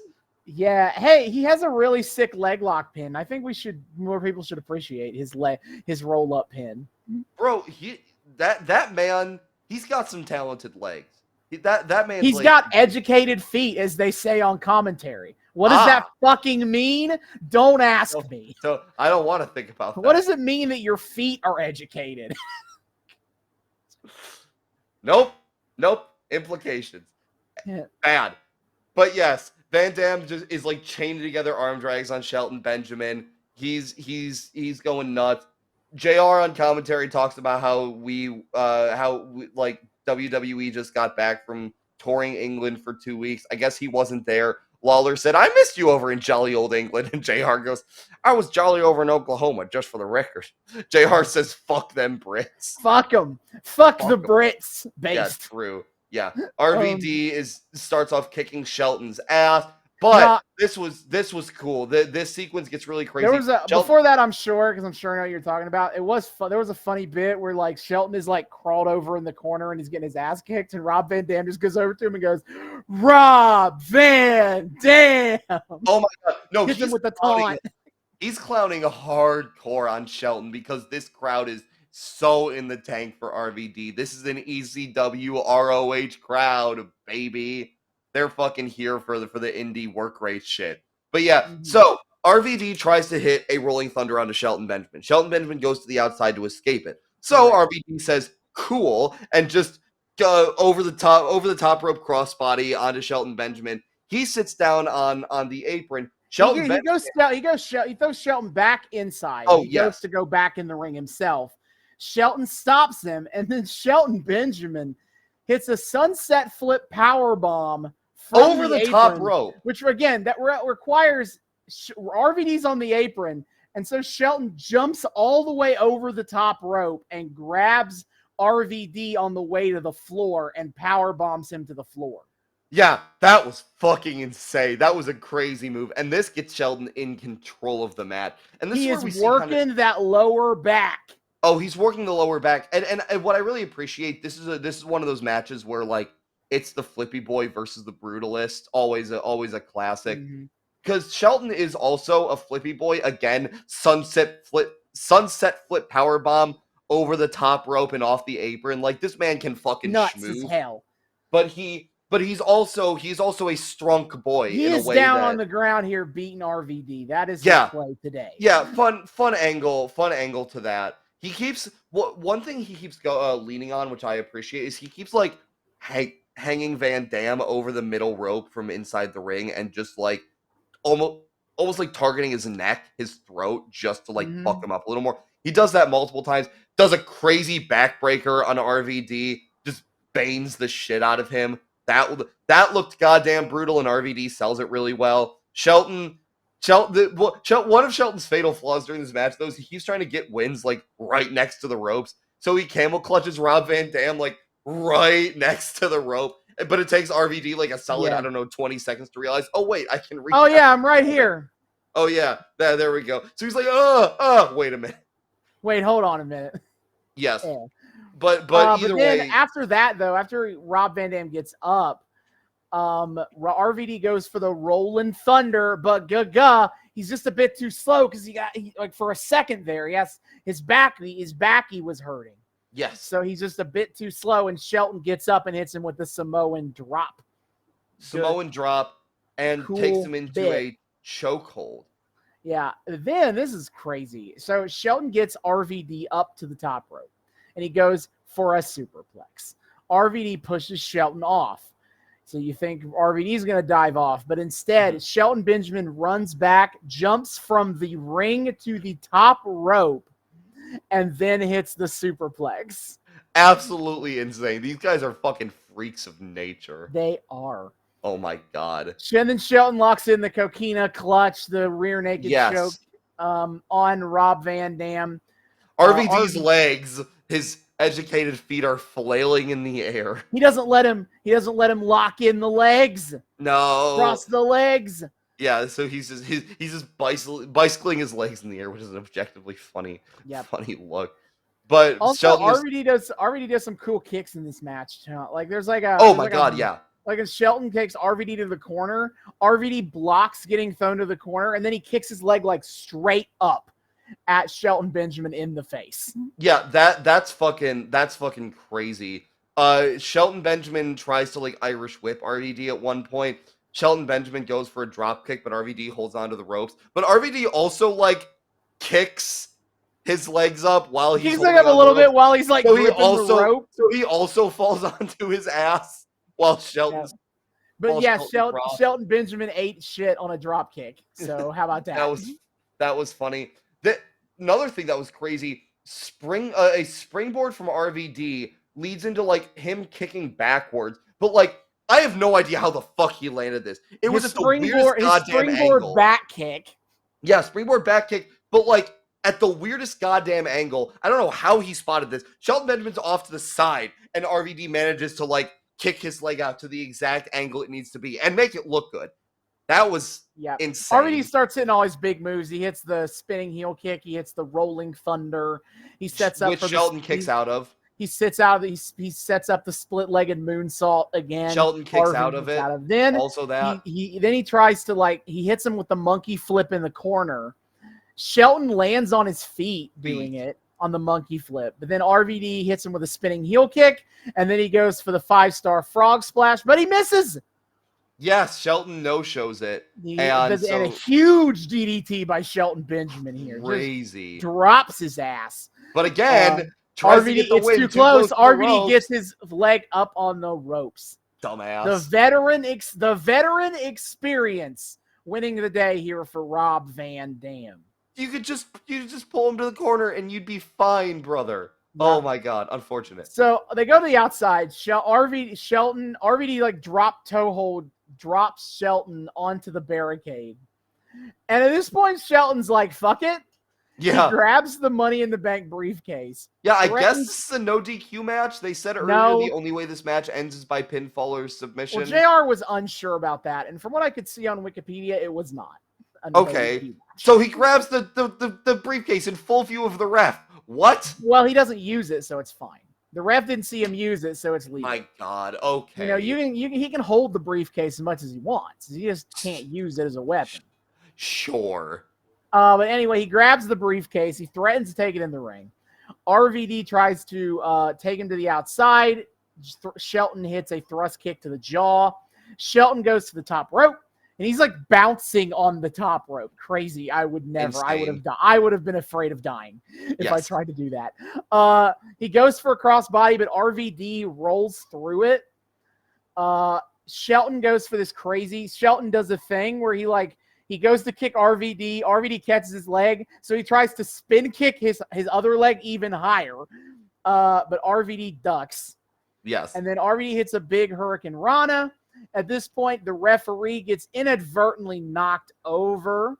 Yeah. Shelton grabs the briefcase, tries to use it. RVD kicks him. And then RVD takes the briefcase, tosses it into his face, and then does a spinning kick in the face with the briefcase. Yeah, that was awesome. And then he hits the 5-star frog splash for the win, and RVD is the new Intercontinental Champion. Solid goddamn match. I wish there was a little more like back and forth with them at the beginning of the match. I always like when big work rate matches like this start with the two guys like trading a lot of blows instead of it going into like, oh, RVD's in control for most of this, and then Shelton Benjamin's in control for most of this. And so I would have liked a little more back and forth, but like still for what we got, good fucking stuff there. That was easily the best match of the night. Yeah, match of the night. I wrote, who the F is Danko Jones and what the fuck is Baby Hate Me? That's what I wrote. Oh yeah. That's the fuck. That's the song. Oh wait, we talked about Danko Jones before, I think. Have we? Yeah, we've talked. I think we've looked them up because they might have talked about the Backlash song previously. That would have probably been it, you know. But I do remember Danko Jones because they were I did look at his 2006 album. Yep. So that's probably when that happened. There we go. So yeah, so good old Danko Jones is here to serenade us with the official Backlash song. Incredible. Then we get a Todd Grisham interview with Will, the Big Show. That's so funny to me that everyone thinks this is about the movie. Like because they lack. I do. Before we get to that, two things.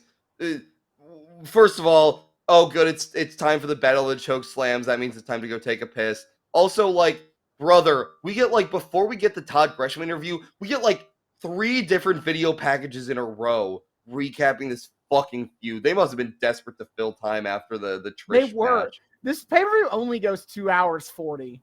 I know. Oh, brutal. They had time to fill on this show. And it's the video packages are also fucking juiceless. It's just the same shit we've been seeing. Nothing really interesting added. Oh, they have a spooky wavy filter over one of them. Oh, but yes, they just keep lampshading the fact that this is a fucking shameless promotion for See No Evil. Yeah, Big Show's like, Kane has a movie coming out. So what? Kane's got problems. Who doesn't? So no, it's the best. No, it's Kane has a movie coming out. So what? I was in Waterboy. You don't see me going around. Oh, that's what he said. I didn't catch that. Yeah. He said, "So what? I was in Waterboy. I was Captain Insano. Fuck you." Yeah, that was unironically a great line. No, Big Show doesn't know what Kane's problem is with May 19th. But he's like, well, last night crossed the line, and tonight it's eye for an eye. Oh, God, I've seen that match already. Seen that match in WWE. Oh, no. Oh, no. Oh, God. Oh, Jesus. But yes. Involved Seth Rollins taking out Rey Mysterio's eyeball with a kendo stick. Oh, shit. The eye for an eye. I haven't heard of that match then. I thought that was like... I was in the Thunderdome. Oh, no. The Seth Rollins, Rey Mysterio eye for an eye match. That sounds fucked up. It was kind of fucked up. Oh, Jesus. But yes, it is time. Kane makes his entrance. Lillian Garcia looks utterly fucking traumatized. I feel like she should have gotten, I don't know, some time off for this. Or no, the show must go on, I'm afraid. Go on, I guess. But JR is talking about, again, the fact that May 19th is the release date of the major motion picture, See No Evil, which I guess is true in a sense. Please stop lying to us. Please. Who made See No Evil? Let me see if we can squeeze in how that might be legally correct. I mean, it was distributed by Lionsgate, so yes. I guess we can say that. Sure. The movie technically barely made money. Congratulations. What a major motion picture. See No Evil. It had a budget of $8 million. And a box office of $18.8 million. Oh, no. So congratulations. Yeah, See No Evil cost only $8 million. That's not good. I mean, that's horror movies for you, man. Those are cheap-ass movies to me. They don't have to be, but yeah, a lot of them are. That's fair. Also, Rotten Tomatoes, if you were curious, See No Evil has a 9% score on Rotten Tomatoes with an average score of 3.3 out of 10. Oh, that's incredible. Do we have a critic consensus on it, or does it not even? The website's consensus reads, "See No Evil is packed with cliches from countless other teen slasher films, making for a predictable, scare-free waste of time." Yes! Utterly amazing. Which, from what I've seen of the movie, is correct. Yep, that sounds about right. But hey, See No Evil 2 got a 60% on Rotten Tomatoes. So how about that? Upgrades. It also only had 5 reviews. Oh, well, that probably doesn't help matters. Woof. This was released into theaters. Oh, no, it was not. It was not, in fact. See No Evil 2 was not really, did not have a theatrical release. That was straight to DVD. I'm surprised See No Evil got a theatrical release. Yeah, See No Evil did, in fact, get a theatrical release. Isn't that That's fun? Not right. That's incorrect. Christ almighty. But yeah, so they're talking about how Kane attacked Big Show. Jerry Lawler opines to us that wrestling has some unwritten rules. You don't try to cost your opponent their sight, which I'm pretty sure there's a pretty written rule of like the law about that. Also, does that mean eye pokes are wrong? Because I mean, Ric Flair did that earlier. Oh shit, that's a good point, actually. Or what about all the dipshit managers that throw stuff in people's eyes? Or hey, what about all the mists? Wow, there are a lot. The blinding is actually a very popular tactic in wrestling, come to think of it. It is. So what the fuck are you talking about, Jerry? It's actually a great point. Hold up a second. Only a Sith deals in absolutes. Yeah. So Jerry Lawler is he's opining to us about the state of Kane's mind.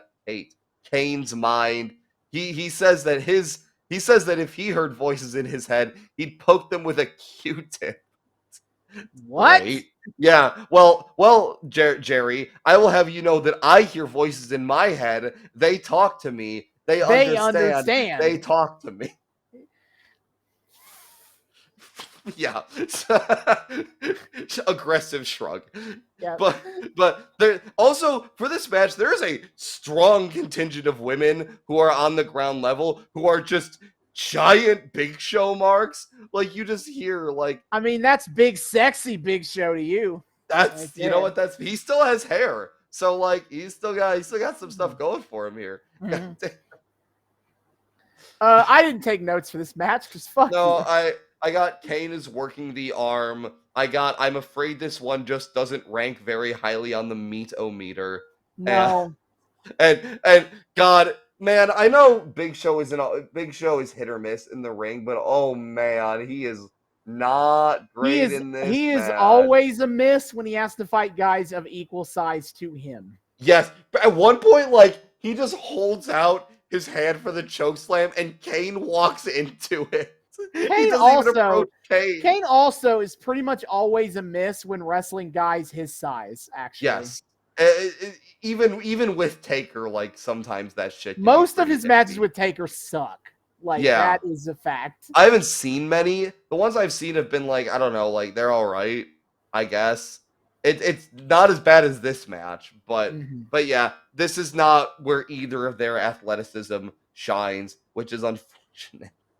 But yeah, Kane, these are just two slow giant dudes collapsing under their own weight. They do this for almost 10 minutes. Yes. And then okay, let's skip to the end where I do have to point out JR on commentary saying, this has not been a pretty match. This has not been a catch-as-catch-can classic. Oh, JR. That's old. JR always loves to break that shit out when he knows a match sucks. He's like, if you ever hear JR call a match bowling shoe ugly, you know that Jim Ross says this match fucking blows. This is a negative 5 stars for me, King. Yeah, I can't rate this match very high, King. Also, we get a bit where like Kane pokes Big Show in the eye, and the way JR says it is the poke to the eye by Kane and cook Kane. he starts to say something and then says Kane's name again, but in a way that makes it sound like he just goes, cocaine. Cocaine. I think, JR, I believe that's what we in the industry call a Freudian slip. Yeah. But yeah. At one point, Big Show tries to like poke Kane in the eye. Yeah. And it's just this big spot. I was like, oh, how cute. Oh, yeah. Oh, but then, the psychology. But then the lights go red, and over the loudspeakers, the May 19th voices are heard. Yeah, but it's clearly Kane's voice. So did he pre-record this? May 19th. What is going on? Happening again. Did they get him in a sound booth for this? I want to know the kayfabe on these voices. Because how are we hearing them? How are we hearing them? They're in his head. Is he just psychic projecting them against his will? No, but he is like rolling in agony in the corner of hearing the voices be like, it's happening again. May 19th, they'll know. Yeah, Kane heard itself in its confusion. Big Show says, Big all right, Show, I'm over this shit, and gets a fucking chair. Big Show, they play this as if like Big Show is doing an act of mercy on his friend. I know. He's about to fucking, he's like, look at the flowers, Kane.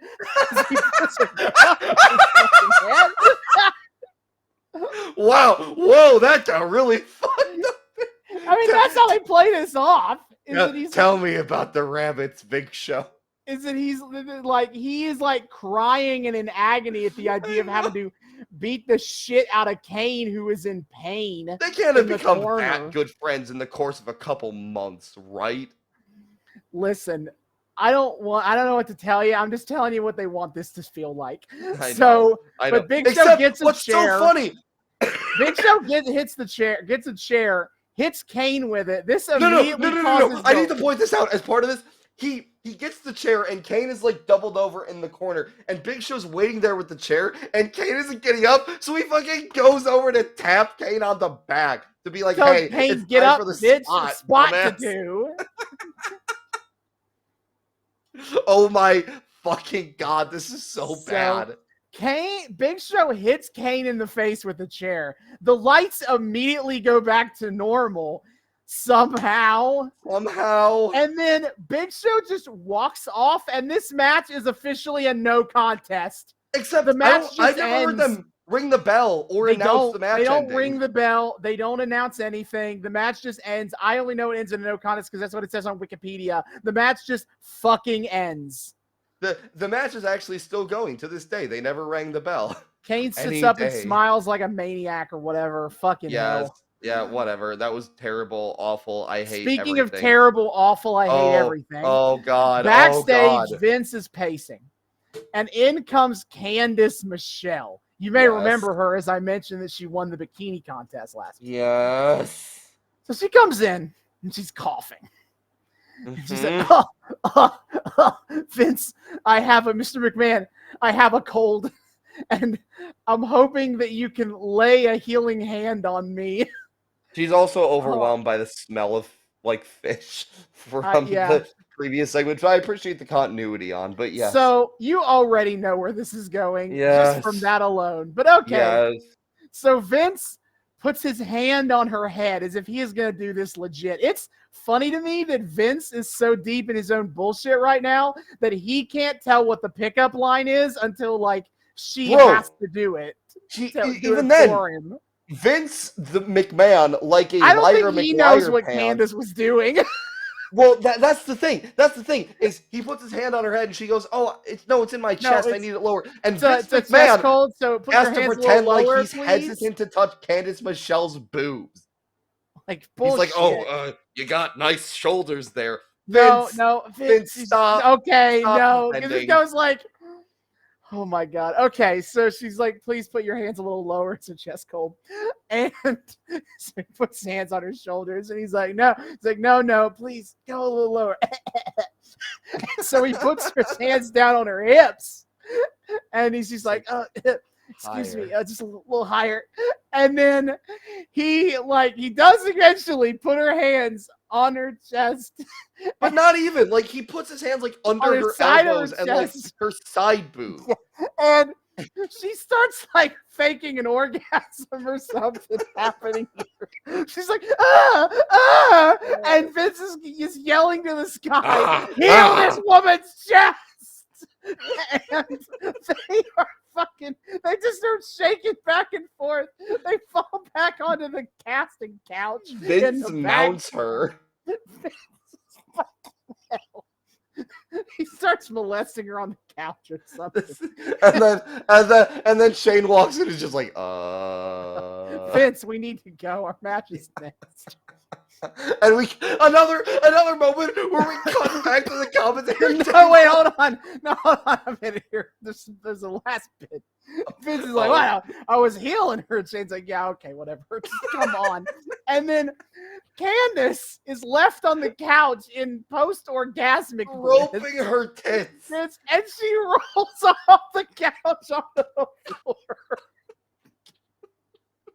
It's so terrible. Why? We're laughing, but it was so fucking stupid. Oh, it's so awful. And and we cut back to commentary, and Jerry Lawler and Tim Ross are just looking at each other like, what the fuck did we, like, both of them just like, JR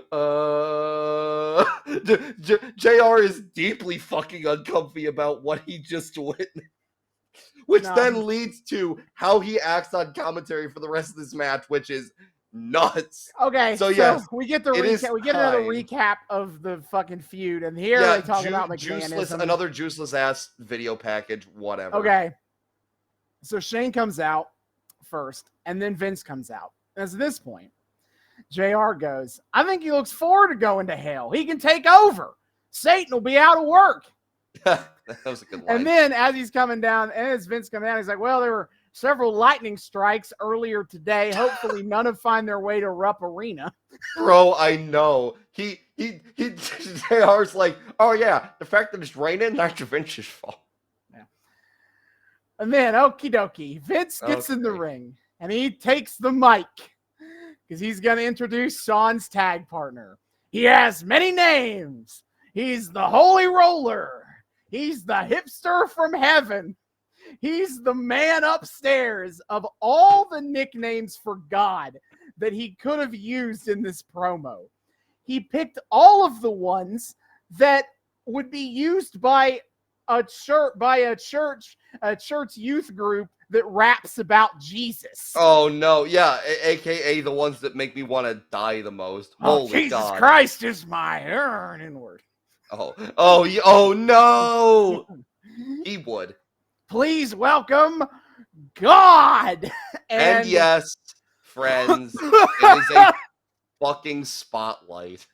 The angelic harps play, and an empty spotlight comes down to the ring as which God again himself. What is the kayfabe on this? Again, everyone thinks that Vince is just fucking with Shawn except Vince. So I'm choosing to believe that the production crew people were told by Vince, hey, here's what I want you to do for God's entrance. They said, okay, Vince, wink, wink. We'll do this entrance for God, wink, wink.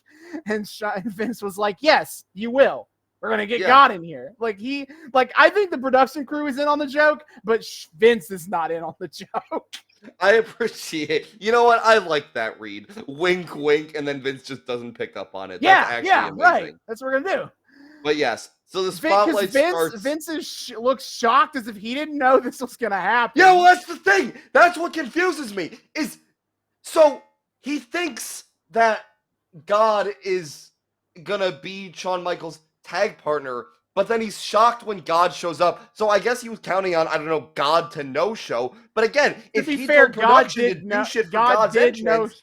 To be fair, God did no-show the church, did no-show the church bit. Yeah, well, sure, I guess. But Shawn wasn't there. An unreliable worker is God. He keeps no-showing events. Shows up 7 to 8 hours late, costs $80 million, and oh wait, no, That's another hey, guy. it's fine. That means it's fine because that means that his production crew get to qualify for health insurance. Hey, how long the days are. That's God is truly looking out for all of us by being a piece of shit. But anyway, okay, back to the spotlight. The spotlight comes about halfway down the ramp, and Vince's like, "Stop the music! Cut the music!" Now he's like, "God, we're doing things my way tonight. This is not your house. It's mine." This gets a massive boost. I don't know why. Again, it's the audience's like very selective sense of moral outrage over blasphemy. There are just certain things that you don't cross with the fucking Catholics, I guess. And he's like, "You call that an entrance? That's not an entrance." And then he goes, "Come on, let's get jiggy with it. Come on, God." Vince McMahon, who walks to the ring like a fucking rubber hose animated cartoon character from the 1920s, tells God that he's walking to the ring badly. Yeah, this is, again, iconic line from this feud. Get jiggy with it. Come on, Get God. jiggy with it, God. And then we hit the music. Somebody call my mama. It is Ernest the Cat Miller's former theme and Brodus Clay's future theme. They get a lot of mileage off of this track. Really? That's funny. Yep. Damn, Brodus Clay sharing a theme song with God. No wonder he fucked off to Fox News. That was his intro. That was one of his key points on his resume. That he shared entrance music with the Lord. Absolutely. So Vince is getting jiggy with it in the ring.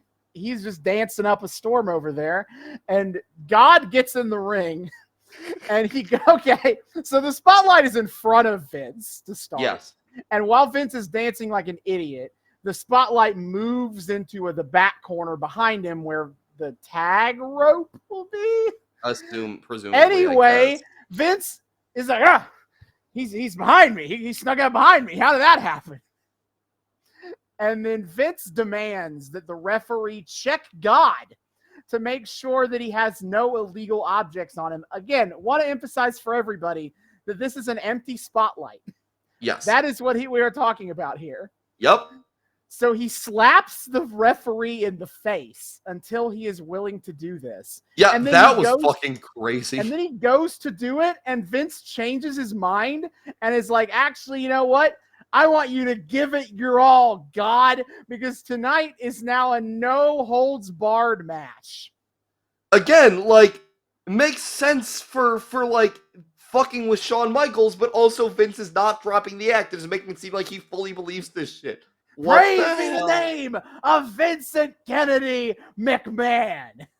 Also, he says of God that I know you've never been there, and neither has your partner, but you're going straight to hell. Yeah, actually, Christian doctrine dictates that Jesus initially descended to hell after the crucifixion. Yeah, and since actually, the Holy Trinity Jesus was there for 3 days. So yes, and since the Holy Trinity are all consubstantially God, this does mean that God has been to hell. You fucking heathen. Yeah. Death. Execution. Shawn finally comes out after letting all this bullshit go on for way too long. For some reason. I don't know why Shawn just let all this bullshit happen. Again, if you think about the kayfabe for more than a millisecond, you're But okay. Shawn comes out. There's a sign that says Vince is going to hell. Yeah, that's right. Yep. Nothing to say to that. Mm-mm. So Shawn opens the match just beating the dog shit out of Vince and Shane. And I wrote, "Wow, God has already abandoned his partner." Which I did not expect to come back in a real way later in the match. Oh, yeah. But Shane starts beating, Shawn starts beating Shane up the ramp. Mm-hmm. And then Shane, when they're at the stage, Shane starts fighting back. I wrote, "Oh no, Shane's punches." Shane threatens to hit a pile driver off of the fucking stage. But Shawn counters with a back body drop, but in runs Vince with a chair. Shawn starts beating Vince's ass as well.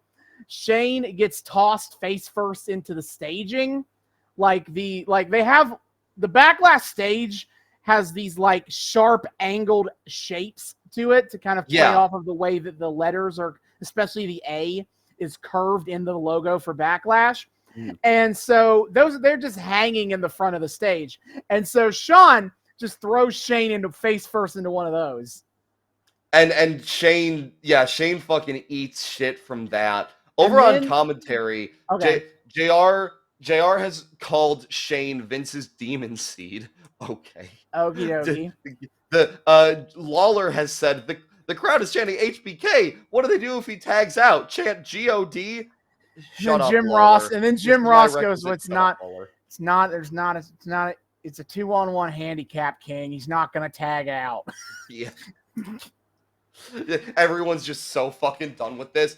But then Shawn does a crossbody off the stage onto Vince, and they land in the production equipment crash pad. Yeah, and Vince kind of stays there for a while. And this is where JR starts getting fucking wild on commentary. Because he's basically like, hey, you got all that money. Of course you don't feel remorse for anything. You're just How can the McMahons act like such heathens? How can they be this unhappy with all the blessings they have in life? Bro, yeah, Jerry Lawler's like, yeah, you can count them up on a computer or calculator. Jim Ross is just absolutely getting a chance to shit talk his bosses that he hates. Yeah, Vince isn't in his ear, so he's going to Isn't here. He's going to say whatever the fuck he wants.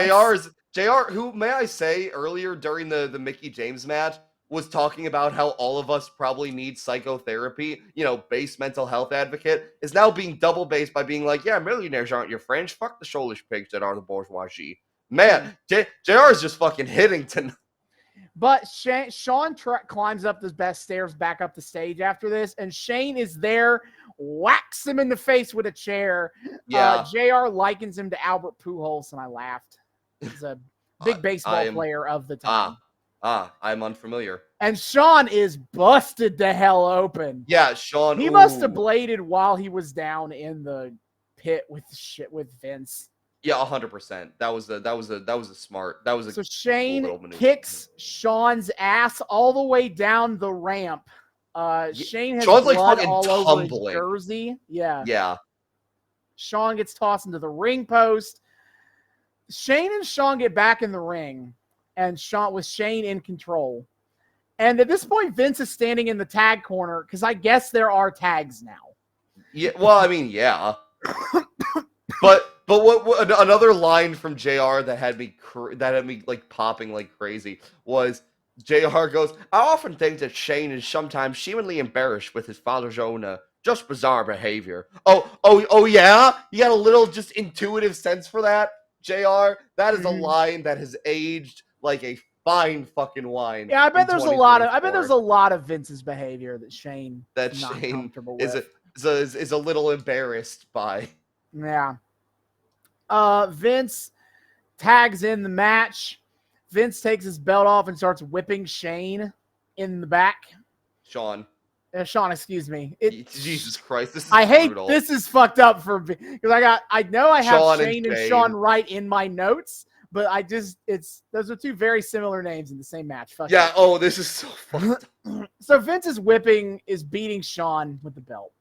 And then Shane runs around and gets a trash can. And Vince uses it to hit Shawn in the head. At this point, Vince gets a microphone. And he points at the empty corner where God is. And he's like, what do you think about this, God? And he then mimics that God is leaving. He turns his face towards the ramp. And he's like, where the hell are you going, God? Look what you made in your own image. It's a piece of crap. Where the hell are you going?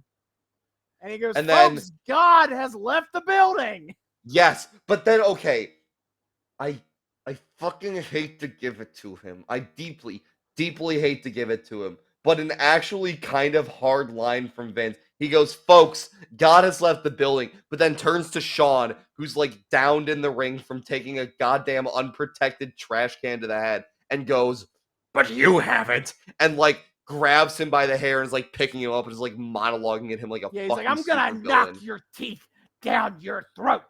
Also, while this is happening on commentary, Jerry Lawler says to JR, just fucking egging him on, tell me your full thoughts about Mr. McMahon and don't sugarcoat it.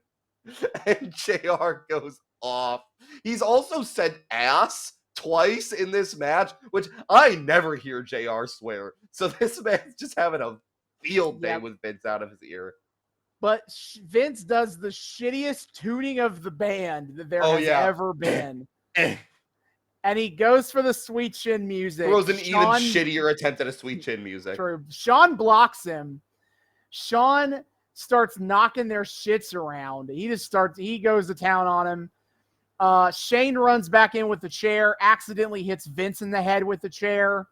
Shawn hits all his comeback sequence moves on Shane. Yes. Hits the elbow drop, tunes up the band, sweet chin music to Vince and Shane, and that's it, right? That'll be it, right? That'll be it, yeah. Obvious win here, right? But unfortunately, the God has deprived Shawn of his vast wisdom. And Shawn decides, I was trying to think of unfortunately, Shawn has fallen to the deadly sin of greed as he has decided to keep going. No, even of wrath. Of wrath. So I was trying to think of what deadly sin fits this situation. Yeah. I wrote go for the pin, Shawn. God damn it. I know. But instead, Shawn goes outside to grab 2 tables. The crowd is chanting, "We want tables." Great. Well, after he grabs the tables, which you're then they're like, "We want ladders." Yeah, see, there you go. That's proper. Absolute freaks. Shawn sets up Shane and Vince on the tables. Well, I do have to point out. So Shane's in the ring. He throws Shane on the table. Vince is on the outside. So Shawn goes to the outside, but he kind of he indicates that he's gonna go get McMahon on the outside by going outstretching his arms, going like, "Come here." Like he's about to give Vince a fucking hug. Like he's about to be like, "Come here, buddy. It's okay." Mm-hmm. That was funny. So he sets them up on the tables, and then he goes and gets a ladder. Shane and Vince just taking some nice long naps. They are knocked out so long by the sweet chin music here. But he goes to the ladder. He sets it up in the corner. He climbs all the way to the top. And then he rolls a nat 20 perception check, I guess. Yeah. He turns his head, and then he dives down to the outside of the ring where the Spirit Squad have shown up. It just appeared out of nowhere. Yep. And then Shawn tries to fight off the Spirit Squad as they're all kind of getting up from the dive, but obviously they overwhelm him 5v1. Yeah. And then they swarm him dead. They beat his ass.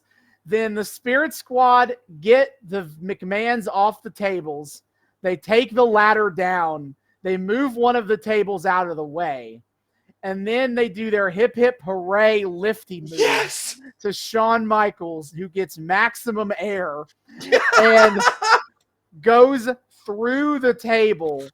Vince goes over and gets the pin for the win. Jim Ross has to guide Vince over to get the pin. Yeah. Jim Ross says it's bullshit, actually censored. I know. Commentary. This man has. JR had the time of his goddamn life calling this match. He's like, "I've never tasted freedom like this before, King." He does say, "Pardon my language," but he's like, "Yeah." He then profusely apologizes for saying bullshit. And Jerry Lawler says it's the Father, the Son, and the Holy Spirit Squad. I don't know. God damn it, that was actually funny. Fuck you. I don't know why he hesitated on it. He had that perfectly. Yeah, that was good. God damn it. But Vince and Shane are carried out by fucking the Spirit Squad, and they have won. Vince canonically has defeated God in a wrestling match. And that the record books, because God left, so Vince didn't get the pin on God, but he did beat him. The record books say Vince and Shane defeated Shawn and God. That is what. If you look up this match on cagematch.net, which I'm about to do right now to prove a point, God. I'll tell you what it'll say. It'll take me forever to find it because yes, of course, searching for events on Cage Match is actually not that fun or easy. It's not. It takes a little bit. Yeah, they're notoriously tough. Yeah. So the match is not terrible. Yeah, overall. I mean, this was the second best match of the night somehow. Card with, if I look at results here. Okay, I'm sorry. Cage Match has it incorrect. They're saying it's 2-on-1 handicap match. That's wrong because Wikipedia says it's has as a tag match. So yes, that's Bastion of Truth Wikipedia. That Wikipedia is correct, actually. Okay, that's fair. But all I'm saying is God could come back and pull the classic move of aha, but you never got the pin on me. He could, but God is, as we've seen in this match, is a pussy. That is what we learned in this match. Yeah, God's shows up, he doesn't tag in, doesn't help Shawn, and leaves while Shawn is getting his ass kicked. Yeah, maybe Vince was right. Shawn's God forsook him in the middle of the match at his lowest point. God damn. Yeah, Shawn Michaels or Lot, you decide, Jesus. Yeah. But yeah. So we go backstage with Todd Gresham, who is bringing in, and I quote, the most controversial champion in WWE history, John Cena. Oh boy. I can't believe we're already doing this. Yeah. They're going to do this for the next decade, and we are already doing it. I know, and it's so bizarre to me. I've talked about this before, but like I just really I every time I need to emphasize, after like seeing the history of how like when the crowd hated Roman, they just like acted like they were in fucking denial about it forever. Hey man, the crowd is just having fun. But with Cena, they lean the hell in. But the thing is, I can't be all that snarky right now about like about this not going anywhere, because this does lead into like them leaning into the controversialness of it all for One Night Stand. So like this is actually building to something, but then it's the fact they keep fucking doing it. This is just them trying to win back the Smark narrative by acknowledging that this is the situation. Yes. But they're not going to make any real changes to John Cena. No. To account for is lampshade hanging of like, look at this bad writing thing without changing the writing. You're just lampshade hanging that you acknowledge that it's happening. And the thing is, like, we've talked about this for this arc. Cena teases that he's going to like have some sort of character shift and be like, I don't know, true ruthless aggression Cena, and then it just doesn't fucking come of anything. Again, the most we get is One Night Stand 06, which is great, but like that's it, and no change for Cena. Cena never plays heel, ever. Cena like he has still never turned heel. Yeah, and he's just like I may disagree with the fact that you dislike me, but I respect your right to say that you fucking He says First me. Amendment rights are sweet, bro. That's his fucking response to this. And that's it. That's always what it is. Yeah, it sucks. Yeah. Todd Gresham recaps all the handicap nonsense crap that happened. Cena's like, hey, I don't have to get pinned to lose the title tonight. Say the line three-way match. I zoned out of a lot of this promo. He mentioned the sports entertainment community. Yeah. That's disgusting. It's a disgusting phrase. Yeah, I feel like I need to clean my soul after that. Jesus. I do note, I feel like John Cena is better as an in-ring monologue guy. Like, I think his backstage promos are a lot weaker than most of his like in-ring promos. See, here's the thing. I actually didn't hate this one in a vacuum. I didn't hate it. If this were leading into anything for John Cena character-wise, I would think this was a decent, because he had like a decent aura about him for this one at the very least. He had like, he was a little less happy-go-lucky Cena than he normally is. Or at the very least, like, he seemed like he was leaning into something. But then with the full context of like everything else, yeah, this is toothless. It will never amount to anything. So this is a useless fucking promo. Hate. So his final line, through the hose and the hammers and the haters, there will be one voice that stands tall when the final bell tolls. Lillian Garcia, when she announces your winner and still WWE champion, John Cena. Yeah, he's being a snarky little shit. Sure. Too bad it doesn't fucking. That is their attempt to win this over. Is we're not going to let him be heel again. We're not going to let him be like morally gray, but we will let him be kind of snarky and funny. That's our plan to win back the smarks that want White Rapper back. Fine speech. But it will not work, but that is their attempt. Yeah, that's the best we get. When they hit PG, they just go full on, fuck you, fuck this. We're just going to go full kid fit Cena. What does it matter? It sells merch, and that's all we need, baby. Like, this is a fascinating time of that when you think about it, because it's like it's like they recognize it's kind of a problem, but they also are probably afraid that like he'll fail as a babyface if they don't try to win this back. But then they're gonna figure out that actually no. We don't still have plenty of like normies that are like, we love John Cena because he's the good guy. Yeah, so then they'll be like, fuck you, we're never gonna acknowledge it again. Yeah, we can sell umpteen action toys to 11-year-olds, and that's all we need, baby. Fuck you. Honestly, I kind of respect the second play more, just because it doesn't give me like hope. Just because it doesn't give me like hope or expectations they're gonna do anything about it. This feels like they're like, we hear you, we see you, we will make changes, and I know that they won't. Yeah, no pain. Like I can imagine watching this in 2006 and being like, okay, they're gonna take Cena in an interesting direction, and then just watching him flounder. At least fucking Fruity Pebble Cena is exactly what you think he is, and they're not going to pretend it's going to be anything different. It does what it says on the tin, and they're still like, he's so divisive. But at least you have a clear indication that like, no, he's just going to say fine speech, and then fine speech, it's over. And then your whole career will be ended. You will die sad and alone, and John Cena will still be making bajillions of dollars. John Cena, fine speech could end anybody. We could have. yeah. Where's the hidden brutality for Peacemaker in the new Mortal Kombat game, where he just looks at you and goes, "Fine speech." Do.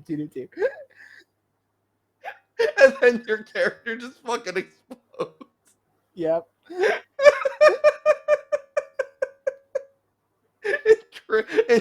There is not a single promo in history that has been safe from the fine speech. It's just such a powerful line. I don't know why it makes me laugh as hard as it does, but there's just something about having someone give you a whole ass monologue and then just looking at them and no selling it by going, fine speech. Done.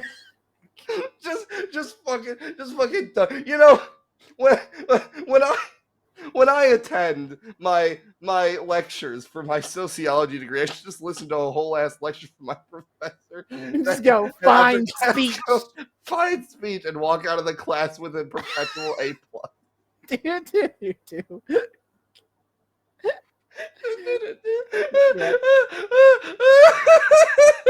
Oh, baby. So anyway, so of course it's main event time, right? A little early. Of course, but... okay, it's a Triple H match, so gotta be the longest one on the pay-per-view. So he's got to have his 30-minute Matt Classic to prove he's Harley Race. The main event is actually only the third longest match on the show. By the way. Yeah, somehow, but Austin, of course, the more people you add to the match, that's an extra 10 minutes per opponent for Triple H. So triple threat, baby. Oh, it's anything goes. So we cut to back out to the arena, and Matt Striker is here. Matt Striker is here. What? No, that's not right. Okay, so as Matt Striker is writing his name on the board, which Jerry Lawler, I need to point out again, this setup is just like deeply fucking unfriendly to the camera facing side. He just has his full ass back turned to them, and he's got a whole ass like giant chalkboard to just block their view of anything. Yeah, but while he's writing his name on the board, Jerry Lawler says, I had a teacher just like him in high school. He was cross-eyed. He got fired too. He couldn't control his pupils. Fucking hell, Jerry. Shut up, Lawler. So Matt Striker says, with all due respect to Mr. McMahon, there is another miracle happening right now. there's an actual intelligent person here in Kentucky. Yes, and as he says that, the camera cuts to someone to a crowd shot, and so one of the dudes it cuts to looks like he might have Down syndrome, which that can't be a coincidence, right? Come Maybe, on, probably come not. on, Considering come where this segment on. goes, no. So, as Stryker puts it, Kentucky is famous for many things: fried chicken, illegally recruited basketball players. Oh man, in the news, relevant topic. Oh man, topical humor. That gets like nuclear heat. We cut to a 12-year-old in the crowd who tries to do shitty suck it talk chop. Shit about UK basketball. He fucking deserves whatever he gets here. But one thing they are not famous for is being an educated state. Mm-hmm. You're right on par with the rest of the country. Don't worry. Mm-hmm. But then he says, a weird line for trying to get cheap heat, but okay. But then he says, I have some good news for y'all, because I am going to be your teacher. And as an added bonus, he has found one of the smartest men to ever come from Kentucky. And he brings out Eugene. No. Why? We've had minimal experience with Eugene on this podcast. Why? So, why indeed? Why? I wish you people could just see my notes. To kind of make sure people understand, because again, we haven't really seen Eugene very much on this show. Where the fuck has Eugene been that all of a sudden he's popping up on Backlash? So Eugene, his gimmick is, as it was originally envisioned, it was the idea of the idiot savant character. Kind of like Goku in Dragon Ball, if you want an example of that. A guy who, in a wrestling ring is goated, awesome, amazing, but outside of the ring is kind of a dum-dum. Okay, cool, great. Except how this got filtered through the Vince McMahon filter is that Eugene, to use the kindest phrase I can use in 2024 for this, is mentally handicapped. That's the gimmick. Is he's special. He's on the spectrum. He's autistic. And dumb. That he is canonically Eric Bischoff's cousin, I think, or nephew or something. Of fucking course. That's how they introduce him. Fucking course, Vince would. He's Eric Bischoff's nephew, who's like a fucking Nepo hire.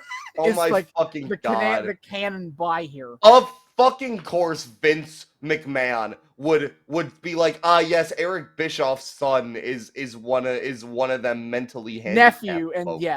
Yes, nephew. He rides the short bus, as they say. Yeah. He is one of the smartest people from Kentucky. Hell, is hell. God damn it! I'm in hell. What have I done to deserve this aside from being the co-host of a wrestling podcast that makes me do shit like this? This was terrible. We're just gonna breeze through my notes on this and just be It's Stryker goes for a handshake. Eugene goes for the hug, and Stryker shoves him off him. Stryker is like, "This is evidence of why, no matter how tempted, you shouldn't marry your cousin." Okay, great.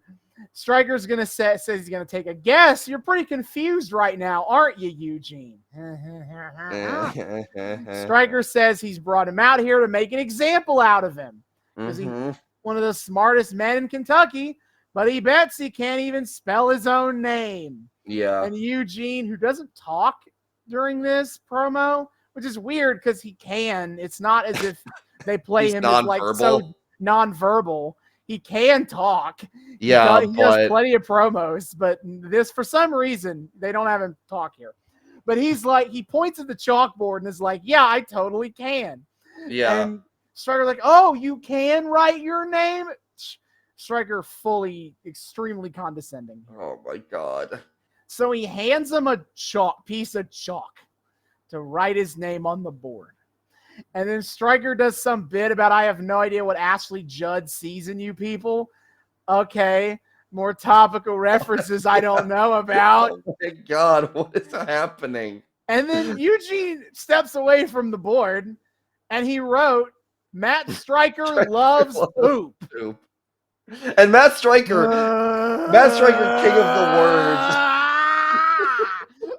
words. Matt Stryker, king of the words, says that poop isn't even a word. Which is what? Not true, dipshit. That's not true. But yeah, and then Eugene picks his nose. The crowd chants, "You love poop." You love poop.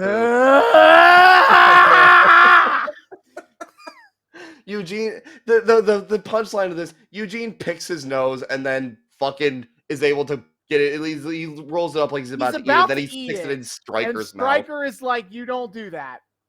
And so Eugene sticks his booger in Stryker's mouth, and then he hits him with the Stone Cold Stunner. And that's it. Because part of Eugene's bit is that he's such a big wrestling fan that he takes moves from all of his favorite wrestlers. Damn, I actually missed the stunner part. I was too busy dying. He hits him with a Stone Cold Stunner. What was the point of this? Why? Hate? What? I forgot about Eugene's existence. I thought I was marked safe from Eugene in 2006. I thought he was, I don't know, like a late Attitude Era, early Ruthless Aggression guy. No. Not here. Not now. He's like 05 to 08 or something like that. Kill me. Fucking kill me. Yeah, so that was the worst ever. That ruined this entire goddamn pay-per-view. I was checked out after that happened. Oh my God, I hate the Eugene character. And like JR after this is like crying. Like we cut to our third cut to the commentary desk where commentary looks absolutely like horrified as to what they just witnessed. JR has his glasses off and it looks like he's like wiping tears out of his fucking eyes. Like, how did I get here? How did my career come to this? I hate everything. Yeah, so WWE's video department can try, but they cannot trick me into thinking the WWE title feud was cool and awesome. Yeah, juiceless fucking video package, skip. 5 minutes of entrances, skip. Yeah, this match, again, 17 minutes, which is the third longest on the pay-per-view. The RVD match and the Vince match were longer. Like a couple minutes. But it's the main event time, and like I don't think the main event was that bad. It wasn't, but it wasn't like it was. I mean, it's exactly what it says on the pin. They fell super into that trope of like it's a triple threat match, so we're gonna like get rid of one guy and just wrestle consecutive series of 1v1s. Yeah, I know. Oh my God! And here's the fucking thing that kills me. We went through all of those goddamn handicap matches, and for what? Because they don't. Now, granted, I checked the fuck out for all of those, so I could be mistaken. But from what I saw, they didn't really call back to like, I don't know, anything that was created in those matches, character-wise, work-wise, story-wise, anything. We just wasted a bunch of fucking time fucking around with these dumb-ass matches where they actually did every iteration of this handicap that we can. The whole they were there for was that all three men could get a win over each other in some fat way or form. That's it. That's the whole bit. In this fucking match, there's no story to this match that connects to that. They don't do anything. It's just, oh, look at the equal momentum. You know what else could have given them equal momentum? If you didn't stick them in these fucking dumbass matches in the first place. Holy shit! Yeah, I mean, I wrote a bunch of notes for this match. I don't know how much I feel about talking about it at this point. It's funny, Edge starts off the match by being like, have fun, kiddos, and steps out of the ring, and then just like kind of tries to jump in whenever he needs to break up a pin attempt. Yeah, that was funny. There was a good, the payoff to that was very funny. Where Cena and Triple H are doing the like back and forth punches each other, and Edge jumps up on the apron to watch, and then at some point, Triple H and Cena just stop. They like, look over at Edge, and Edge gets his face of like, wait, what? Yeah. What a shock. And then for a while, they double team Edge. That pays off with a funny bit where they have Edge in front of the announce table, and they're just taking turns trying to one up each other, smashing Edge's head into the announce desk. Yeah, bro, that was great. It made me yearn for an alternate reality where Cena and Triple H are like a dominant heel tag team that are just like so beefed up and violent that they're just trying to one up each other during their matches of how much they can fuck up their opponent. Yeah. Like it at one point, there's a lot of like back and forth counters, interrupting people's moves. That's how that goes. Edge gets a important midway through the match. Edge has Triple H on the barricade, and in front of the barricade, he flips Triple H back into the ring post, and Triple H just bleeds a shitload. Bro, that was insane. Dude's face was entirely red by the end of the match. We get like a jump scare with that later. We see that Cena has discovered a new move with a top rope splash. I was like, what the fuck are you doing up there? The 6th move. Yeah, why wasn't that his 6th move of doom when that whole fucking thing happened? Mm-hmm. What else? And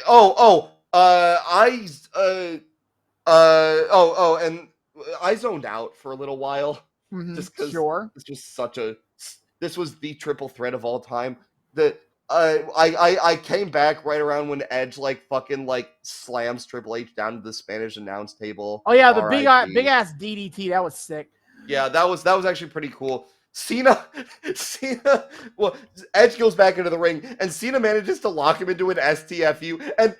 But we need to, I think we need to remind our audience our running commentary about how shitty Cena's STF/STFU looks. The crossface, he always leaves so much fucking clearance between hand and head that it looks like dog shit. Except for this one, Edge's freakishly large chin covers helps fix the bridge and makes the gap. Look actually really good. That was beautiful. So thank you, Edge, for your deep. Thank you, Edge, for having your crimson chin ass face that allowed this to work right. I know. When am I getting the gritty live action reboot of the Crimson Chin starring Adam Cole? That's a terrible idea on so many levels. No, I think I'm cooking. But yeah, so what the fuck? And then yes, Triple H fucking it spin pops up and this is funny. This is so funny to me how he does this. He is just red in the face, but also so funny. So Edge is pushing towards the ropes to grab them. Triple H pulls his hand up, stops Edge from breaking the submission by the ropes, and then he clocks Cena in the head with the mic. And then he just ducks back down again. He's a sneaky little boy. I took that as he fell over because he's suffering blood loss. The blood loss is very real here, as well as a chair shot to the head to Edge that knocks him into the timekeeper's area. Yes. Triple H gets back in the ring. Cena gets in the STFU. Triple H is falling. He's fading. They do the 1, 2. His arm's still up at 3. He gets up. He barely can stand. Cena goes for the FU. Triple H escapes and goes for the pedigree. Cena counters into another STFU. Edge goes to the top rope. Cena lets go to try to be like, Edge, what the fuck are you doing? And then Cena, I don't know why they knocked the referee out here. It's I know anyway. It doesn't matter. Bro, yeah, fucking ref. They're also they can't help themselves. They ref bump even though it's a no DQ match, so that doesn't matter. Yeah. And nobody gets a pinfall to where it would be like, oh no, the ref is out when he got the pin. You know what? I retract my statement from earlier. They call back to one thing that they established in those fucking handicap matches is the goddamn ref bumps. Oh yeah, baby. I'm so glad that's the element that we decided was worth revisiting. Yeah. Holy shit. Cena goes for the top rope FU. Triple H gets under him and they hit the old Tower of Doom. Yeah, that was fun. Bro. If I was gonna say I remember the days where Tower of Doom spots were so common in multi-man fuck matches. Everyone complained they were in every match, and now you rarely see Tower of Doom spots. I know. It's such a fucking I feel like I see him like a decent amount in multi-mans, like at least in AEW, because you got like Luchasaurus who can execute some fucking Tower of Dooms. I feel like I've seen that in a couple like matches with Hangman or something. It is not like, I guess it's not the most common, but I do love a good Tower of Doom spot. They are just fun. I don't know, just bunch of boys. So Lita runs into the ring. Yeah, okay. With the chair, and she just carries it over her head like a caveman style or something. And so Triple H just fuck you, spine buster. Okay, no, Lita. But this is fucking crazy. So Lita charges Triple H with the chair. Triple H catches her, and while he's like doing the spine buster on her, the chair flies up, comes down, hits Lita on the head, goes toppling down onto the fucking mat below, to the point where like, I don't know if Triple H actively had to adjust or if it was like just out of the way's original trajectory, but it's coming down in a way that if Lita had come down on it, it would have been bad. Like, it was kind of like opening up before it like clattered to the ground, and Triple H just misses it as he slams Lita down. That was fucking crazy to see. If that was like a last second catch from Triple H, like fucking kudos, because that could have been bad. Yeah, that could have hurt real bad for Lita. Triple H thinks about using the chair, and he's like, fuck it, I'm going to get my sledgehammer instead. Yeah. His better nature prevails, and he gets his sledgehammer. Absolutely. So Triple H tries to like wind up Cena for a hammer shot, but then Edge with a spear out of nowhere, and then Edge takes the sledgehammer. Rookie mistake here, sir. You don't know how to use that, which is true, because I mean, fucking, he like also holds it over his head at Cena. Like, sir, that's not how you use that either. Cena gets Edge up for the FU. Triple H low blows Cena. Triple H goes for the pedigree. Triple H, John Cena rolls out of the pedigree and rolls up Triple H for the win. Yes. Which like roll up in like a like back bend bridge, which was kind of cool to see. But yeah, so Cena retains. What a shock. But then after the match, Triple H cheap shots John Cena, and then he takes his sledgehammer and hits the referee, Edge, and Cena, and he poses and hits the DX chops. And for some reason, his music King of Kings hits. Why? And he just walks out and stands tall, and that's the end of the fucking pay-per-view. Long live the forever feud, I guess. Triple H can't leave well enough alone. And the worst part is, if you were just watching this as it came, you would probably think this is leading to one more match between Cena and Triple H. Good old rubber. Except you would be wrong. In fact, what will happen is 2 weeks later on Raw, there will be one last match where it is Chris Masters, Shelton Benjamin, and Triple H versus John Cena and Rob Van Dam in a 3-on-2 handicap match where if either champion gets pinned, they will lose their title. And this is where Shelton pins RVD to get the IC belt back. But then after that match happens, RVD announces that he is going to cash in his Money in the Bank at One Night Stand, and Triple H is going to move into the feud with Vince McMahon to reunite DX. So, fuck you. This whole bit of Cena winning the final match, but Triple H standing tall, will in fact lead to nothing. What? Really? Yeah. What? That's terrible. And also, like, wow, way to fucking make RVD lose the IC title in a bitch-ass move. Holy shit. He loses it 2 weeks later and then just moves on. Fuck off. Like, I guess we don't want to double belt him going into a One Night Stand or whatever, but fucking Jesus. Yeah, it's a whole lot of nothing. Oh my God.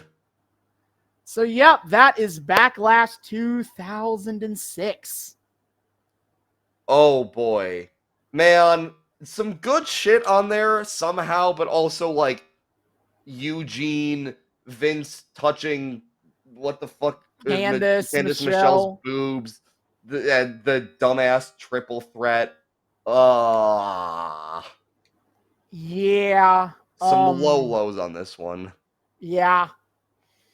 But that's it, David. We have covered Vince's feud with God himself. Oh my God. I'm so glad we have finally revealed the scriptures to ourselves on this one. I have to say, as much as the fucking main event scene dragged this shit down, the Vince versus God stuff was fun and just how utterly nonsensical it was. Vince being a power-hungry weirdo who wants people to get on his knees for it has not aged well at all. No. But and Shawn Michaels doing all this shit, like being on the cusp of reviving DX as a born-again Christian who won't say suck it or do the cross chops is weird. But like overall, the highlight parts were a lot of fun, and I'm glad we covered them. Yeah. Oh, baby. So that's the end of our arc here, which means it's time for another 90s/2000s arc. Okay. For the show. You know, I thought about it last time. A couple times ago, I asked you to like make a choice between 1998 WWF and 1996 WCW. Oh, yes. You picked 98 WWF, which is what I wanted you to pick because it was the Brawl for All. Look how that I thought turned out. It was funny. So, you piece of shit. But let's go ahead and do the other half. 1996 WCW. The NWO is being annoying already. They've already taken over so much of this fucking show. They've already Eric Bischoff's one good idea has already overstayed its welcome. Yeah, but it's still hot, so I guess it's fine. I guess. But they're building to Fall Brawl 96, which is the home of a War Games match. NWO versus WCW. Oh. But in the build-up, Team WCW isn't sure of the loyalties of one man. A man called Sting. Oh my God. And this disloyalty from WCW, as well as the growing threat of the NWO, will lead Sting down a different path. A darker path. Oh my God. We are going to cover the road to the Crow.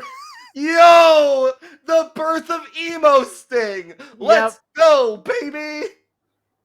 Absolutely. That's amazing. But that is for like fun. A few episodes from now. What are we going to do next time? Next time, it's episode 150. Oh, 150.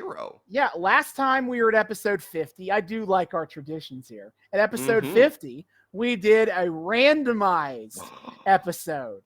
And I think it's time for Mystery Box 3, the Mystery Dream Warriors. That's it. That's the one I wanted to make. There we go. Save that one. Good job. Mystery Box 3 Dream Warriors. I was trying to think of a third episode, a third installment. A third installment subtitle. Revenge of the Bish off. A Return of the Jed. I can't finish the bit. Return of the Bischoff. Yeah, true. Anyway. Okay. Yeah, so next time we are rolling it back with the WWE Network randomizer as we will watch a random episode of television as determined by a wheel, by an AI, by a generator, and we will have no backstory on what happens. Please give us a good one. Please, RN Jesus, after this religious themed arc, I am praying to you. Please let it be good. Please let it be fun. Please let this one miraculously be an episode of television that I enjoy. Please? That'd be nice. Thank you. I think we did all right with the first two. We did all right, and now we had good shit to riff on. But it was fucking David Flair being abducted by fucking Kevin Nash, and then it was a stealth prequel to our goddamn AJ Lee love triangle arc. While we were doing the AJ Lee love triangle arc, perpetually trapping us in 2010 or whatever. Yeah, 2012. But 2012. See, I think overall net positives. Sure. Let's say that. That was still so crazy. The fact that we're like doing that arc, and it's like, hey, why don't you just go like a month earlier? What? Damn it. Well, okay. Okay. But yeah, next time, that's what we're going to do. Oh, baby. All right. But until then, David, hit our plugs.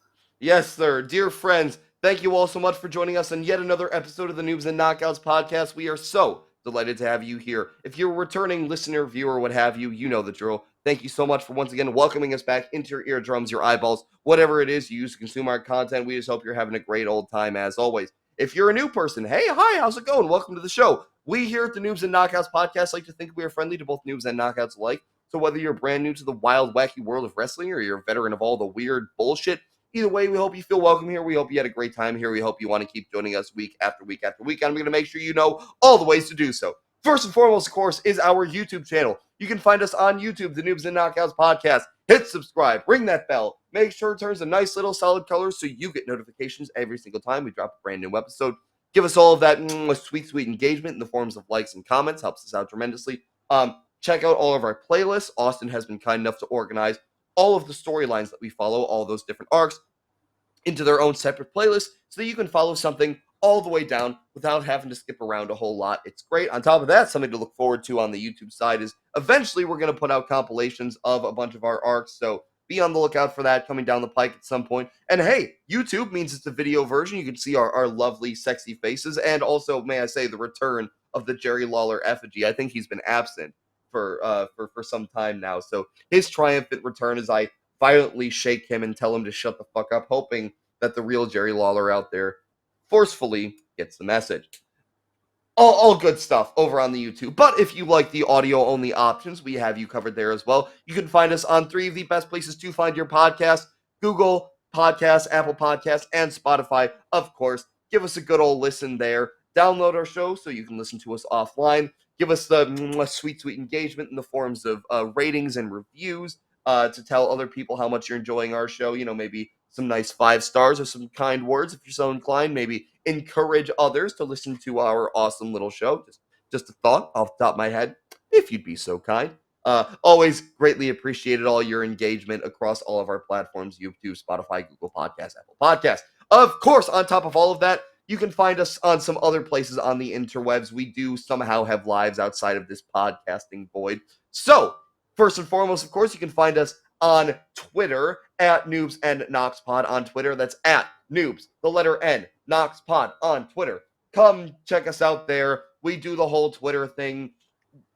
Funny lol memes, brain-melting IWC discourse. We put up a post every single time we drop a brand new episode, so you guys always know what the hell is going on. Highlight of our Twitter is, of course, weekly wrestling live tweeting every Wednesday night at 8 p.m. Eastern on TBS. We are watching and tweeting about AEW Dynamite and having a grand old time talking about that.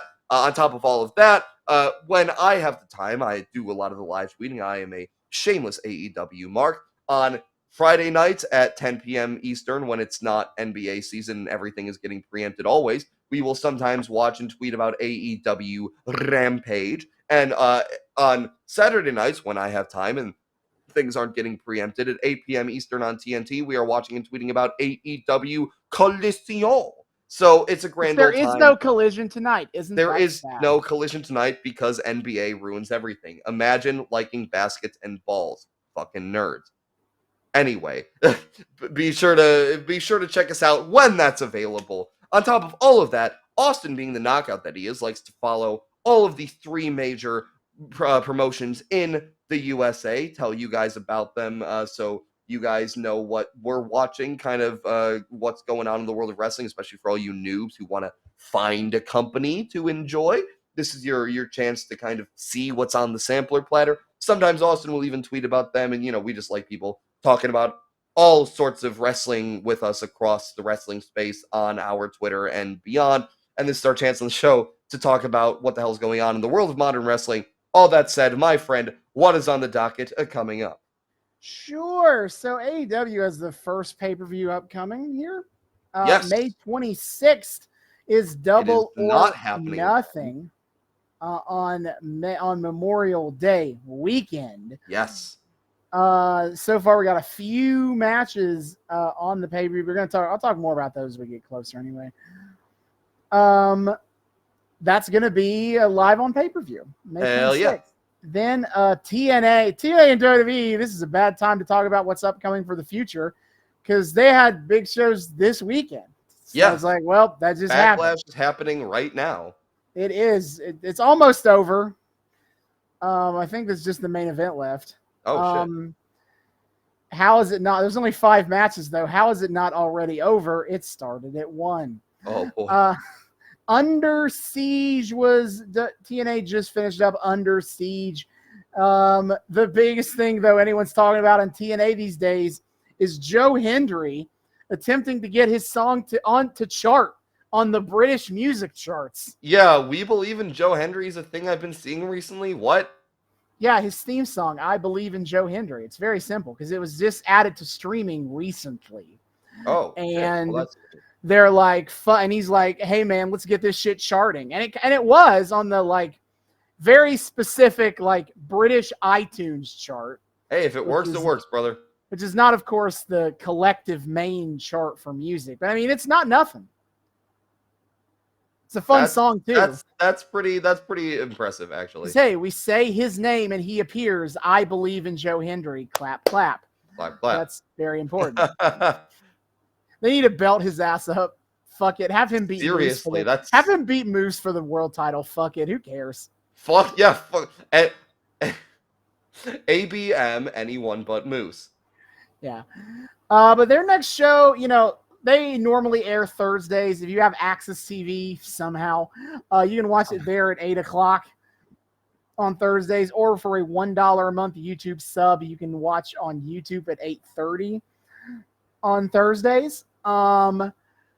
Also, they have their streaming service TNA Plus, where they do monthly shows exclusive to TNA Plus. For months they don't have regular pay-per-views. And hey, their next month on June 14th is Against All Odds. I went to Against All Odds last year. It was the show where Alex Shelley won the world title. Yeah, that's fucking nuts.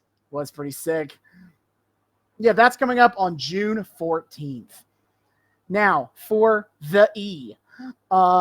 Technically, first of all, you can watch Raw every week, 8 o'clock on USA Network on Mondays, or Fridays on Smack. You can watch SmackDown from 8 o'clock on Fox. Upcoming is technically King and Queen of the Ring. Okay. But those are that's a Saudi Arabia show. Oh, fuck which that. means I refuse to give it any more time except to mention it is happening in the future. Cool. The next real Peacock exclusive plea is Clash at the Castle Scotland. Ooh. On June 15th. On June 15th, yes, we're going to a slightly less terrible place overseas, the UK. Yeah, I mean it's an upgrade because last year they went to Cardiff. Bleh. Fuck. Yeah, Scotland. We're going where the true champions fight. Fucking Scotland. Fuck yeah, let's go. Fuck Cardiff. That's true. When I watch Doctor Who, that's what I learned. Is fuck Cardiff. Yeah, Cardiff seems like a piece of shit, man. I don't know what the fuck to tell you. I don't know why the hell they got a goddamn play. Cardiff doesn't deserve a play. No, fuck it. They're going to Glasgow, Scotland. Yeah. Much better. Anyway. But yeah, that is what is upcoming. Hell yeah. So be sure to check all of that out. It's a great time over on the Twitter. That's a great time getting into the world of wrestling. We just love getting to talk to people about it, get all a buzz with people on Twitter, have a grand old time. So we hope you all enjoy whatever it is you decide to partake in across the wrestling spectrum, and we hope you enjoy it over on the Twitter. If you enjoy listening to our show, you'll like it over on the Twitter. It's like a little mini character limit version of what we do here. It's fun. On top of all of that, you can find us past Twitter on our email address for less character limit interactions. You can find us at Noobs, or not at Noobs and Knockouts Pod at gmail.com. That's Noobs, the word and Knockouts Pod at gmail.com. See what the fuck is going on with us by emailing us. Tell us what you think about the show. Request things you want to see us cover on the show. Have discourse with us about what you think of our takes. Whatever. Just say hi. We love people saying hi. We would love to say hi back. Noobs and Knockouts Pod at gmail.com. And of course, finally, if you want to directly support the show in a financial way, you can do so over on our Patreon. We are also the Noobs and Knockouts Podcast on Patreon. The link for that is in our Twitter. $1 a month gets you early access to episodes and a shout out at the end of each episode. Shout out, as always, to friends of the show, Sugar Daddy, El Lucha Dead, Money, and Vince McMahon did nothing wrong. Bianchi, I hate you. Change it. How dare you, sir? Yeah. Because he kept being like, you got to say it like Deadlock. And I say, I read exactly what you put on there. So if you put it in a way that doesn't match what Deadlock does, I'm not doing it. So he said, you read how whatever is on there. Okay. So that was his solution. You're going to super mega hell. That's what's happening to you. Yeah. You're going to hell before you die, brother. Yep. Captain Lou Albano has some words for you. Yes. So even if you're a real motherfucker, you can support us over on the Patreon. We hope you guys enjoy your perks. We know you do. If you want to enjoy your perks along with our friends, you can do so over on the Patreon. $1 a month helps us out tremendously, more than you know. It means the world. It just is a nice little boost for us. And hey, the more our Patreon gets built up, the more we're going to be able to do with this show, do for you guys as fans, etc., etc. So what are you waiting for? Get on over there. Just a $1 we do a month. Greatly appreciated. Noobs and Knockouts Podcast on Patreon. The link for that, once again, is in our Twitter. See y'all next time.